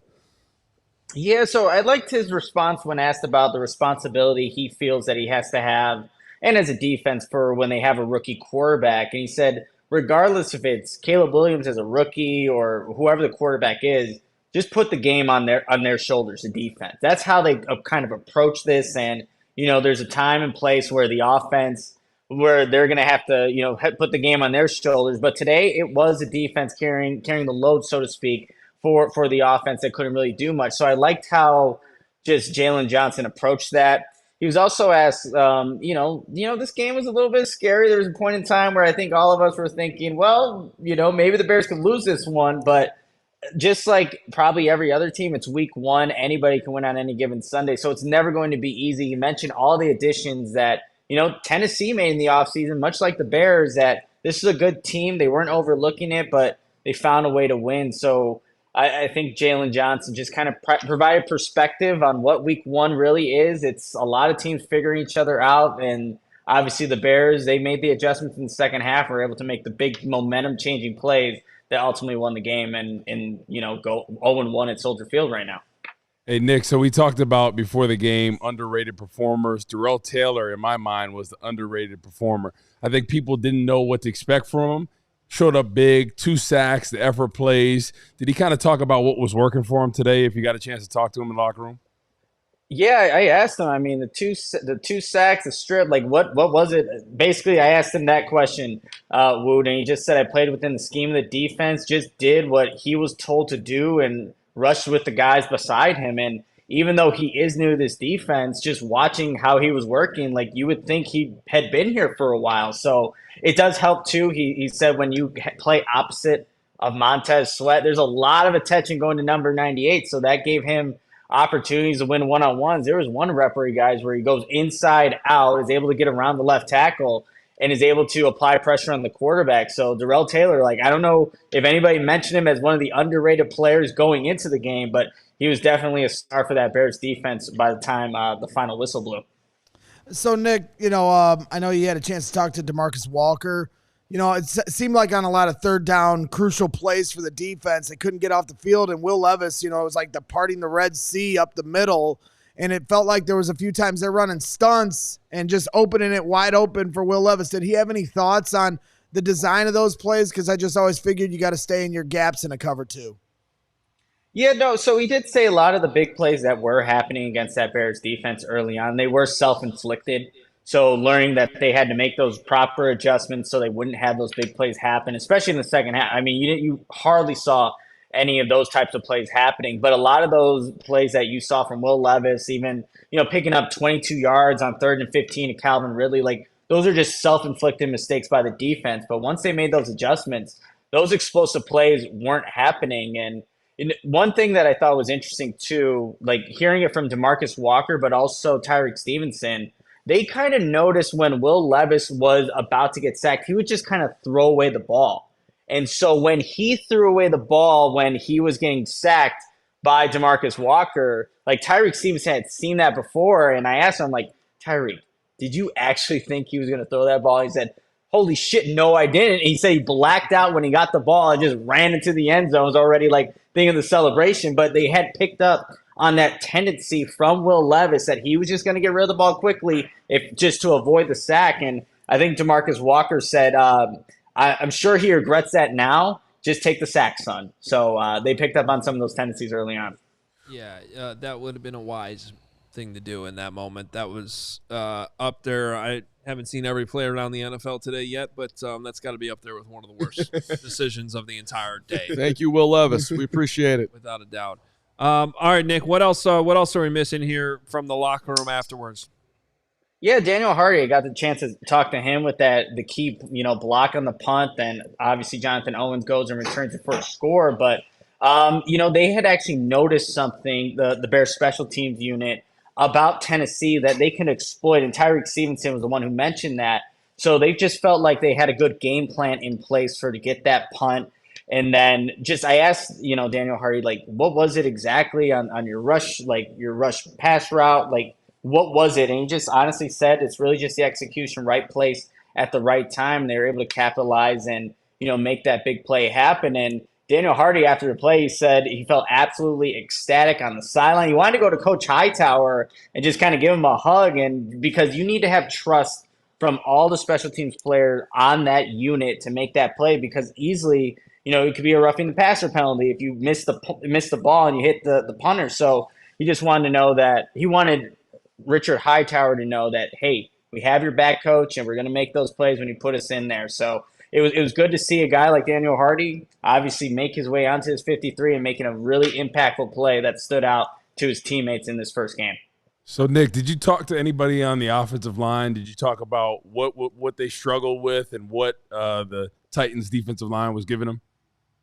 Unfortunately, I didn't, but I did get a chance to hear a little bit from DJ Moore, and, he couldn't quite – he was asked, like, what can you pinpoint some of the things from the offense? And he just said it's kind of – he couldn't. There wasn't, like, one exact common denominator that didn't allow the offense to do, what we think it can do moving forward. So it is going to be a work in progress. And for Caleb, you guys were mentioning it before I jumped on, like, there were just some throws he missed, and it doesn't help when – man, you got offensive linemen just getting bulldozed. Like, there were a couple plays where Coleman Shelton's in the backfield on his ass. And, same things happen to Ryan Bates and guys like that. So it's obviously going to be a work in progress. But, again, this defense feels like they can be the ones to carry this team. And when there's a game where they're not hitting on all cylinders, that's when it's going to be for the offense or even special teams like we saw in this game to, have their back and ultimately win a game for this team. Yeah, and, just going back to Daniel Hardy for a second, I mean, second-year player out of Montana State, loves stories like this where, he spends some time on the practice squad, comes back, makes this huge jump. You could see it in training camp. You could see it, in the preseason. They reward him with the roster spot, and then to see it come through with one of the biggest plays of the game, even though he's not going to be in that D-line rotation a ton, man, make your mark on special teams. He was all over the field on special teams. There was the punt that Torrey Taylor basically outkicked his coverage, and I'm like, who's going to show up on the screen? Who's going to show up on the screen first? It's Daniel Hardy. And I had to do a double take because I'm like, wait a minute, the D lineman was the first guy down there, and he ended up making the tackle. Now he did have a penalty a little bit later on because I did the old Hoge jinx thing and don't worry, Braggs yelled at me for it. But yeah, no, Nick, this whole Daniel Hardy thing's been a really cool story. Yeah, it really has. It just shows too. Again, we had these concerns about the defensive line. There still can be there, but when you have guys like that stepping up, and then a newcomer like Darrell Taylor also doing what he did, I think you feel a little bit more optimistic about what this defensive line can do as they continue to gain that continuity with one another. And really quickly, one last thing with Darrell Taylor. Like obviously, Seattle did not find value in him enough to keep him, so they traded him to the Bears, and he was asked, like, how satisfying is that? And, it basically said this, hey, they didn't see a spot for me, but Chicago did, and now he's here. And when he has a debut like that, I forgot who said it jokingly, but they're like, that may be the best number 52 debut we've seen in a Bears uniform. We're like, well, hold up. Remember Khalil Mack against Green Bay? Like, that was quite a game, too. So it was nice that Darrell Taylor had the game they did. Yeah, that was dominant. It still hurts that they didn't win that game. All right, Nick, awesome job from Soldier Field, and we will be reading everything you got coming out of Locker Room as well, allchgo.com. Make sure you're following Nick on Twitter at Nicholas Moreano as well. Ton of great content coming out of the stadium, not just here in our CHGO studios, and we also got Pat Norton out there today helping you too. So you guys, I know you have your Moreano Minute and a lot more to come. Thanks so much, Nick. All right, you guys. See ya. Cool. All right, we still got to get to Carm's notes. Oh, we got they're big today. Game balls. Big. We need our game balls. Got your readers. We have a meatball thermometer situation going on for Braggs. I'm scared. Real quickly though, let's get our Steven. Let's bring our next big money super chat in as well because we haven't hit one of those in a little bit here. Appreciate and love all the super chats coming in. Over 5,000 people watching us live, which is incredible.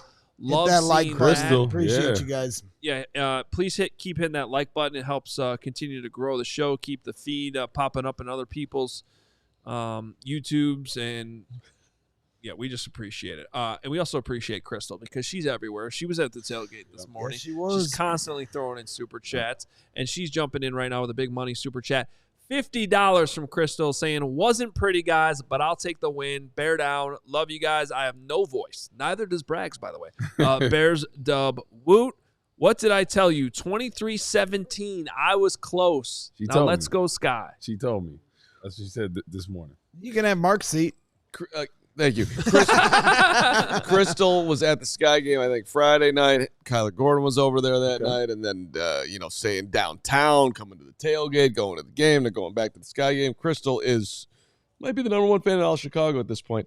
Shout out to Kevin Fishman because I've been searching for this all over the place, just trying to figure out, numbers-wise, 93 yards, down 17-0, when's the last time that happened? So Fish is helping us out a little bit here. Bears are the first team since 2020 and the 20th this century to win a game without gaining 150 yards of offense. Last to do it was the Dolphins, who beat the Rams 28-17 on November 1st, 2020. Thought for sure you were going to say the Bears. Yeah, no. We do this every year where we win a game in the most improbable way with our they're going to say the Cardinals game. Yeah. The Bears going. The last Bear quarterback to start and finish a game with less than 100 yards passing in a win. In a win? For the Bears. Jimmy Clausen. Rex Grossman. Wait, the guy. Okay. Yeah. Rex Grossman is correct. Sorry, you got beat to the punch there. 2006 game? 2006, Minnesota. Yep. And I would have thought who was it's like which Rex Grossman game? I would have thought it was in that Carolina Panthers game in like 2013. Todd Collins? Todd Collins. I would have thought it was that game. Yeah. Okay, that's enough. 2013, Todd Collins. No, whatever year it 2010. was. Yeah. No, I don't remember. All right, this is going to be the last time this happens with Caleb. We're going to be done. Can you not Hoge Reaper it? I don't know what I'm allowed to say anymore. You're not allowed to Don't listen to him. You're allowed to say whatever you want to say. Enough with your jinx stuff, Braggs. Move it along. He does it all the time. What do you mean enough with my jinx stuff? Enough with his jinx stuff. I'm just going to not talk anymore. That's great. I can talk or not talk for hours. That's perfect. All right. I am ready for my meat check. Oh, we're doing that first? Yeah, you know, I'm ready for it. I put some. His meat check. Well, you know, you gotta lean into it. Overrode lean into it a little bit He here. just said, no, we're doing the meat check here. Okay. Meat check. Okay. Yeah, I'm calling an audible. Full meatball mode. Stop being dumb. Oh my God. All right. Oh, that's fantastic. All right, what do we got here, meat boy? So my meatball thermometer right now is rare, okay? Because I'm going to say, Matt Eberflus, I am not going to fire you one time on the postgame shows this year. I made a promise to myself. Nope, I know this is a rare meat check moment, okay? People are going to be on you. They were already warming up the buses at halftime. But this is a 2-year process. Ryan Poles said, I'm sticking with you. You've learned to adapt and adjust. You showed that today. And so at the end of the day, this whole operation is going to have a 2-year minimum window of opportunity. Then we can reset, reconvene, see how everything goes. But during this year, through all the ups and downs, last year, Matt Eberflus, I may have fired you 6 different times on postgame shows. This year, I am going to stay true to my word. I'm going to be disciplined, and I'm not going to fire you one time. And that, my friends, is a rare meat check. Meat check. By the way, he also threatened to fire Flus in the middle of the game when Velus touched the ball. I thought about it. No, I said if Velus had fumbled when they threw it to him in the fourth quarter, if he had fumbled, he might have left me no choice. But it didn't happen. So now I've come back to earth, and I'm like, wait a minute. Stay true to your word, Greg. You said 2-year process. Okay. So no matter what, through the ups and downs, everybody knows how I kind of lose my mind a little bit on a daily basis in this studio, but I'm going to stay true to that. And if I don't, we'll figure out a punishment. Yeah, I would just say, as bad as they played, they got the win. Now, how are they going to make these adjustments from week 1 to week 2? That's what I want to see. Big stage, Sunday Night Football against the Texans, who have another good defensive line. How are they going to make these adjustments? That's what I see from Shane Waldron. Offensively, how are they going to get the run game going? How are they going to protect the offensive line? How are they going to put Caleb in a position to succeed? And then defensively, right? How are you going to start fast in this game? How are you going to stay in your rush lanes and capitalize on that? Because early on, they really weren't in those rush lanes. I think that's why Will Levis and company had so much success. So how are they going to respond and start fast defensively? Because even Jalen Johnson, Tyrique Stevenson, if Will Levis put those on the money, those are scores in there. Yeah. So how are they going to respond next week? So it's all about adjustments. They did that from the first to second half. Now how are they going to do that between the first game and the second game? Texans won today, by the way, 29-27. CJ was 24 of 32, 234 yards, a couple of touchdowns. They beat the Colts, by the way. And if the Bears week 2 and week 3 opponents faced off today. So correct. And people are wondering why you have a pillow on your lap. Oh, I know this is comfortable. Oh, no. Okay. Ain't no meat check. Come on. Ain't no meat check here, man. No Diddy. No Diddy. This ain't no bad boy. That's amazing. And the pillow's not on there because I'm just comfortable, man. We saw the 69-yard unbelievable Anthony Richardson touchdown pass. Oh my God, that throw was insane. Carm wants what he calls a drink, right? What is it? A cocky. Couple of cockies tonight. Yeah. Oh man. Is it time, Hoge? I think so. I think it is time for what might the segment that's already winning awards called Carm's Notes. Proudly presented by Sunnyside. Enjoy your life if you can. I have got a lot of notes today because I was sitting next to Big Dave early, and it was a treat being in the front side of the office here because he just came out strong with mainly we're not swearing on the show anymore, but hit his backside with a lot of energy going on here. And I was noticing Montez's sweat pressure early, and then the Caleb ovation when he took the field to start the game. How cool was that? I mean, it had me thinking about like last year, when Justin was playing his final game at Soldier Field, and you can't like get rid of that guy. And okay, well, time just moves along here. Bears fans, all in. And when that ovation happened, Jake Flanagan finally did actually our GM here did take his fat head of Fields that had been crumpled up in some ball somewhere, and it made it all the way to the garbage. That happened. Oh, there. it was still in the office? It was still in the office. He's holding on for dear life. So that is one little situation there. And now, Woot, you didn't like the second play check down early on. You were already on Shane Waldron. DeMarcus Walker was getting some love early. He had that walk in the look, the 3-tech. You like him at the 3-tech? Yep. 2-3-0. Woot was yelling early. 2-3-0, 2 and outs. I had to, work on my verbiage there. That was good. 2-3-0. 2-3. I was like MJ something. I didn't really get it. I'm like, oh, okay, yeah, okay. I'm learning. That was big. Yeah, I got a Caleb here. Missed him bad to Keenan Allen, who was open. That was on the bomb down the left sidelines, but then they came right back. They went for it on 4th down. That was sweet. And then this was another big day coming. Denard Wilson, the Titans defensive coordinator. That is an ugly hat. What is that? A couch? Did you see that thing? That plaid thing on his head that he was wearing? I thought that was fantastic. Grandma's drapes. Like this hat? Not that one, but you can wear that. Tremaine Edmonds, TJ Edwards, you made this sheet for a missed tackle, which wasn't great. Wearing this because the Bears are winning the Super Bowl. On the Tony Pollard touchdown run, Jaquan Brisker was begging for a penalty on that play. Couldn't get off a block. That was disappointing. And then came the Velus kickoff. I got a text from, I believe, Crystal at the game. It was like, I cannot believe this. And I was like, settle down. It's one touchdown. And then I was like, oh, no, I think she might be talking about something else. And then there it was on the screen, Velus kicking it to the moon. So maybe never, ever be the Bears kick returner again. Let's see here.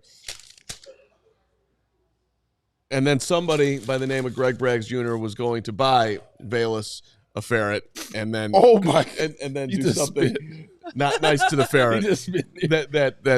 Unfortunately, the most entertaining comment that was made during the game, I don't think can be repeated on the. No. Yeah. I made a ferret joke. Canceled. I made a ferret joke. Peter will be all over this. Nope, let's not say it. At 10-0, Hoge started talking about Alabama and Wisconsin. So you moved on to the Badgers. And yes, I did write down on the sheet, this thing is over. That was at 12:52. I said the Bears were dead. So if you could put the finger at me on that remember one. You were like, oh, no, I don't want to hear about a top 5 defense. And then soon as you see that's how you do a jinx. That was a reverse jinx. There you so go. he was going down negative town. That's why I was talking about Alabama, Wisconsin, because I was just saying the Badgers are going to get killed to do what you're talking about. So we need some more reverse jinx motion. That's Carm did that and reversed. Defense played great after he said that. One thing I love Braggs, and I hope he's always here forever. Fantasy. That's not what you're checks. supposed to do. That's not what you're supposed to do. All right, moving Till along. death do us part. Back to this is Carm's notes segment. Quit trying to take it over. Titans false start. Move. It worked. It worked. Yep, Billings got him. Billings got him. So congratulations to training camp and Andrew Billings. Can you making throw that it work. at the right camera so it at least shows up on the screen? Okay, they're anal. And these Hoge. notes need to be funnier. Excuse me? What's going on in this show? Montez Sweat offsides, jumping in the confusion. That was a rough moment. We haven't talked about that one. 98 going offsides. And Jervon Dexter was trying to figure out where he was supposed to be on that play. You had a delay of game. You had a false start. 3rd and 20. Bears going backwards again. And I don't know why this is on the sheet, but I wrote down Coleman Shelton is the worst center. I'm at this one. That's that one. I missed Mark Pearson in the chat says. Mark Pearson in the chat says Woot needs a segment. Pillow talk. It's like a comforting thing, you know. Pillow talk. It's the comfort thing, like a blanket. You know? That's great. I took a lot of notes today, buddy. Okay. It's a Yeah, big but they're game. supposed to be funny. Okay. And also, I have all these notes, and then I highlight some of them that I normally talk about. That's what you do. I think that everything I write down is super interesting. But we can move to the finish. Can we? You promise? No, you're just go do your next show. Quit talking. I forgot. This is sponsored by Sunnyside, so thank you. They're gonna need to hit up Sunnyside after getting through these. Adam Hoge, before things turned, before the pick six, the off season was more fun. Adam Hoge. That happened. I did say that. And then that was not a pretty game. It wasn't. It was not a fun game for a while. Velus in 2 huge spots. Shout out to Velus. And Tyrique Stevenson, our hero. You're the big finish, my friend, running into the end zone and the love that was shown on this show. Kobe. R.I.P. Perfect last shot. Did you see that? Perfect. Right down. You know what you left off your notes? What's that? I called the Taylor sack. Yeah. I called it when he got the strip sack. I was like, Taylor sack here. Yelled out. You didn't put that on the notes? You must have been on the other side of the room at that point. I didn't hear that. I'm going to give you credit for it right now, but I didn't hear that. Yeah, we need that on the notes. All right. We got game balls. We got a lot of super chats to still get to. Thank you to our friends at Sunnyside. Yeah, Sunnyside. We love Sunnyside. Let me give you a little bit more information on Sunnyside just to be sure. You can visit sunnyside.shop for bright buys every day, including 50% off your first 3 online purchases. Enter promo code HICHGO at checkout to qualify. Exclusions apply. Sunnyside Cannabis Dispensary. Bright buys every day, only for 21 plus or Illinois medical card holders. Should we get to our game balls? Woo! Let's do it. Yeah, we got game balls to hand out. Maybe some of the guys we haven't necessarily talked about yet. Talked about the ball. That might have been my favorite one yet. This is fun seeing all these. Great job. These have been, people are loving these have been intros. top secret Joey. Yeah, I know. We're seeing these for the first time. I love it. I guess actually my game ball is going to somebody we have talked about at least a little bit, but I can't say enough about Daniel Hardy in this game. Like, he's not going to get most props, I guess, because I don't know, maybe that goes to the pick 6 and all that, but this dude showing out on special teams throughout the game.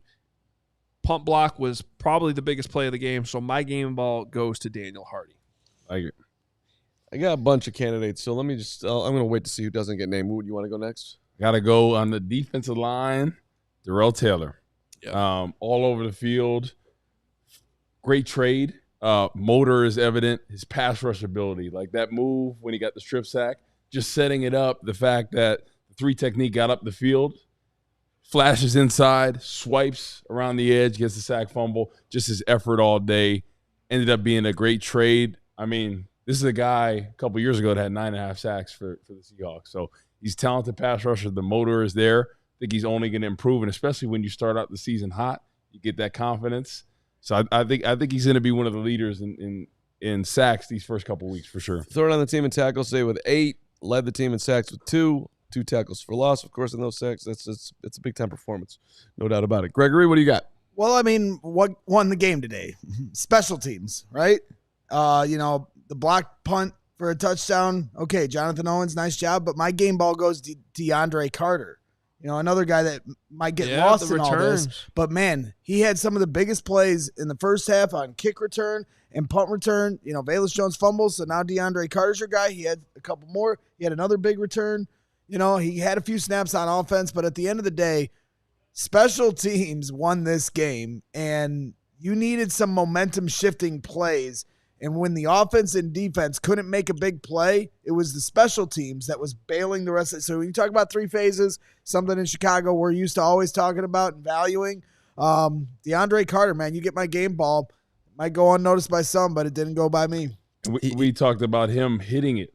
A lot of times when returners, they get the ball, they try to go outside. Yeah, or they stutter their feet. Literally, he made one move this way, cut up field. He was decisive with it. He's going to be a valuable asset as a returner. And I'm glad you said him because I was looking at 2 guys, and I was going to give an honorable mention to DeAndre Carter. But one guy who I thought was in the thick of it all day long, been in the thick of it his entire Bears career, maybe his entire NFL career, I should say that too, with the Eagles. But TJ Edwards led the team today, 15 tackles. 10 of those were solos, 2 tackles for loss. Some of them came in huge spots.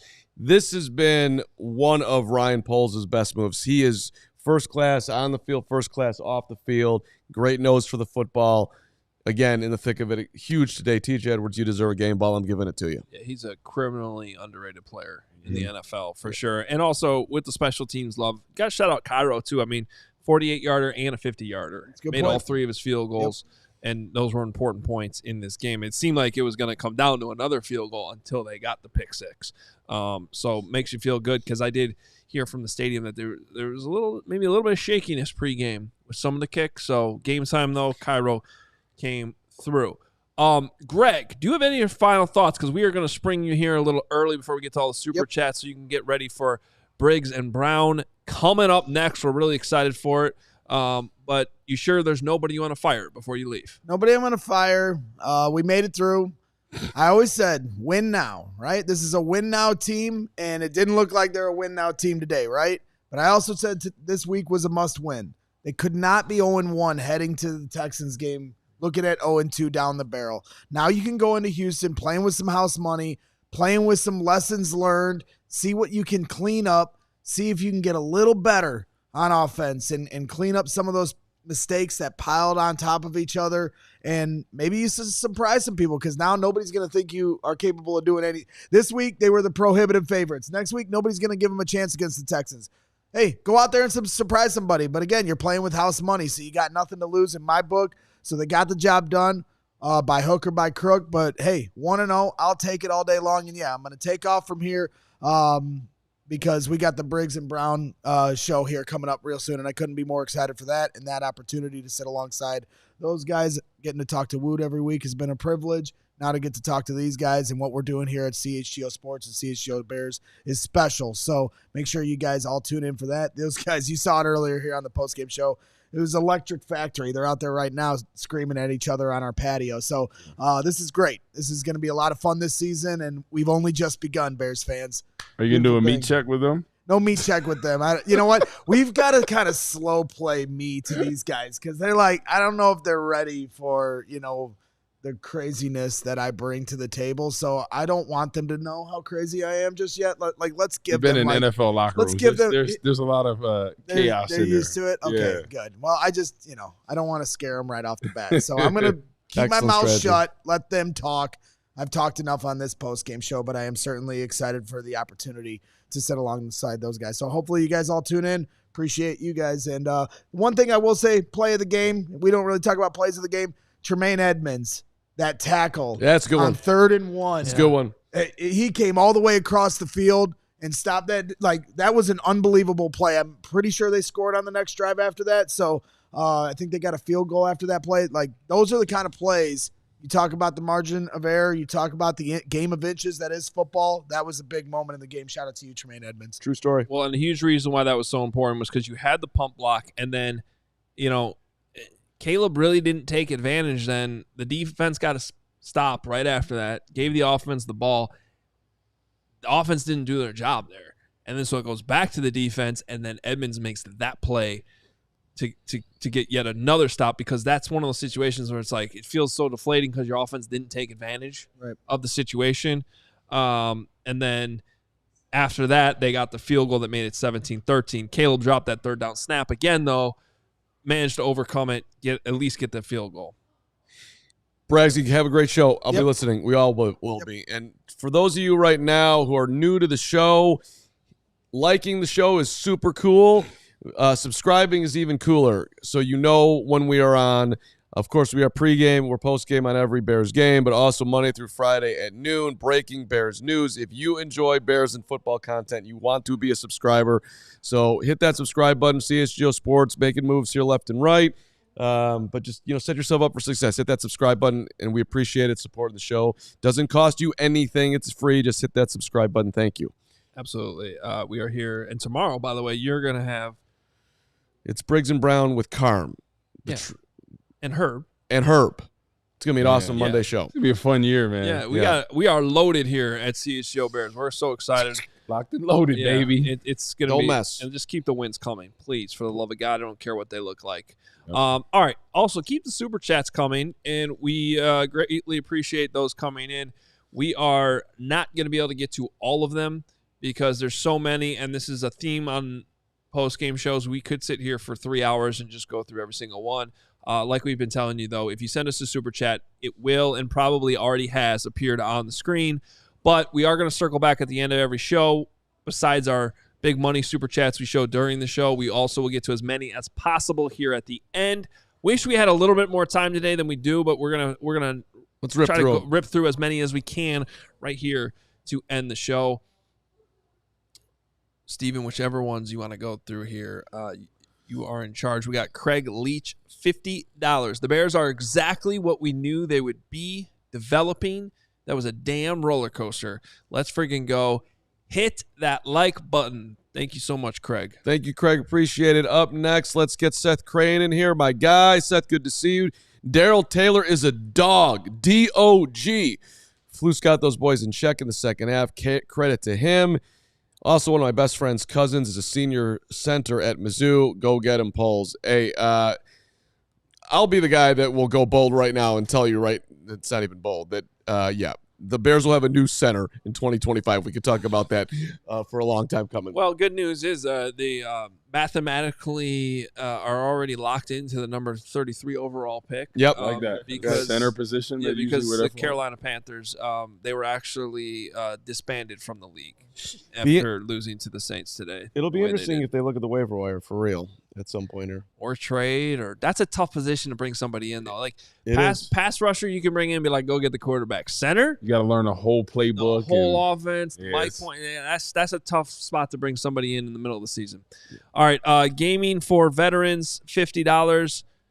Says, I was expecting to see Braggs running naked down Lakeshore Drive after that first half, but a win is a win. Just wait until the offense gets their mojo together. Combined with the number one defense in the league, will be unstoppable. Bear down. If you could go back to halftime and see Braggs' face as he looked over our balcony here, it was a dangerous moment. The guy was not happy, and we were concerned and also optimistic at the same time. $99.99, $100 from Zero Demon. CHGO, please update studio so we can have Lance and AB break down critical plays. Also, if game 1 of Caleb makes you think of game 15 of Justin, I'm just fine. Zero D, not sure what specifically you're talking about. We are not allowed to show video from the games, though. So, yeah. But we'll work on some things. I think they used to do some screenshots back in the day. We'll figure it out as we continue to develop here too at CHGO as the season goes along. We're gonna get better each and every week, just like the Bears. Jackie Humphrey, $20. Thanks, guys, CHGO, for your hard work. We know it takes time away from your family, so thank you, and to your families. Okay, week 1, we have a good team. We have good players. Cautious optimism that it will get better. Bear down. Thank you, Jackie. Appreciate it. Yeah, thank you, Jackie. Up next is our guy Hawkeye, $20. Thank you, Hawkeye. Bear down, baby. Good to see you, boys. Let's enjoy the W. And carrots on to next week. All right. Carry it on to next week. There we go. I love carrots. Carrots are good. Carrots are delicious. They are orange bears. Caleb had a rough go, but I think this team's going to have a strong bond and pick each other up. Great response. It's true. There was I do think that there was a good chemistry brewing right here with the 2024 Chicago Bears. You got to work on that Hawkeye name, though, after the Hawkeyes couldn't even beat Iowa State yesterday. My lock. They were the dark horse for me for the college football players. I thought they would get the offense figured out. Their defense has been. They're never going to figure it out. Let's not talk about the weekend of college football. House of Haas, 20 New Zealand dollars. Former hotel whiskey here. He's been around. Late dropping my daughter off to school because I watched the finish. Let's just say stay calm and enjoy the results. Also, let's start a GoFundMe to bring Coach Wanstead on as a guest star. Wani found a different gig, man. He went a different direction, and that's fine. We love Dave. Yeah, and it's Monday in New Zealand. That's why his kid's going to school already, for those wondering. Yeah. Tie Day 1999. Do you guys think Caleb just misses throws, or did he make bad decisions? To me, it felt like he made good decisions, but just missed throws that I think he will make when he settles in. Ty, I saw him missing some open receivers, but, I mean, didn't turn it over, but it was, stunningly bad at times as far as him missing guys. He's not going to be that. I think it was nerves. Saying he doesn't get nervous, everybody's going to be nervous in that situation, right? Yeah. All the pressure is on you. Chicago's never had their quarterback, right? You hear the crowd. You want to do well. You're pressing. He was pressing in the game. That's really what I think. I think that's a good word choice. That's what it felt like to me, too. Ryan R., so tired of this idea that Velus is worth keeping around. Give him the boot. Find another depth piece at interior O-line. And that was a $20 super chat from Ryan. Chevy Wellington, also $20. Bear the F down. Told y'all Poles didn't put together an O-line for the rookie. Cut that center. Just terrible. A lot of people having that thought today, Chevy. Next up is Javen Terry, $20. What's up, Javen? Put everyone on defense and special teams minus Velus in the Hall of Fame. A mediocre offense gets this team to the Super Bowl. Bear down. That is interesting. Like, how good was this offense? Would this offense have to be, with this defense for them to actually be a legit threat come playoff time? That's a fair question. Oh, our guy, he was at the. It was called a tailgate. It was at the tailgate. Thank you very much. Fran Chili, my guy. Grew up in Chile, 21 years in Chicago. Francisco, what a comeback. Still celebrating inside the stadium. I think that was a little while ago. Please, pleasure meeting you all at the tailgate. It was a pleasure meeting you, Francisco. Thanks for being there, man. Yeah, that was fun. Loved everybody coming out to tailgate this morning, and plenty more of those to come. Although before our next home game, week 3, Bears going to Indy. We're going to Joe's on Weed Street. So make sure you come to that post watch party. We love Joe's on Weed. They've been great partners with us. That's where we had our draft party. It's gonna be a fun day. Zero Demon, $20. Says AB, how about them Gators? Oh man, they did them dirty. I told him about that earlier when we were watching the press conference. I said, damn. And then let's see what else we got here. $10 from Jeff. Big day for Javon Dexter today. Yeah. He did get through. Rushes. He got through. Especially the one at the end where they threw the pick. Yeah. Oh, he had a great move. Jabbed it, came outside, arm over, right in Will Levis's face. Yeah. All right. I think that's going to do it from our top ones. But then again, we just want to emphasize we greatly appreciate all the supers that come in. It's time permitting. We can't get them all in. Yeah, there's 38 more, so there's no way we could do that and also do Briggs and Brown. But they do all get on the screen. And we will continue to highlight the biggest ones. So thank you so much. Guys, is it possible for us to announce something else before we get out of here? Oh, there's more. We've had so much stuff, and I just want to let everyone know the day is not ending with Briggs and Brown. There's more? It isn't? It is not, What's especially next? for me. Tonight, when Sunday Night Football ends, we are going to have our first all-NFL Sunday Huddle show coming your way. And this is I'm excited about this. It's a collaboration. You guys know this at this point, especially those of you guys that have been around here. All city, we keep expanding. We keep growing. We're in Philly. We're in Denver. That's where they started. We're in Phoenix. And now we're in Dallas. Got the Cowboys. Cowboys are playing right now.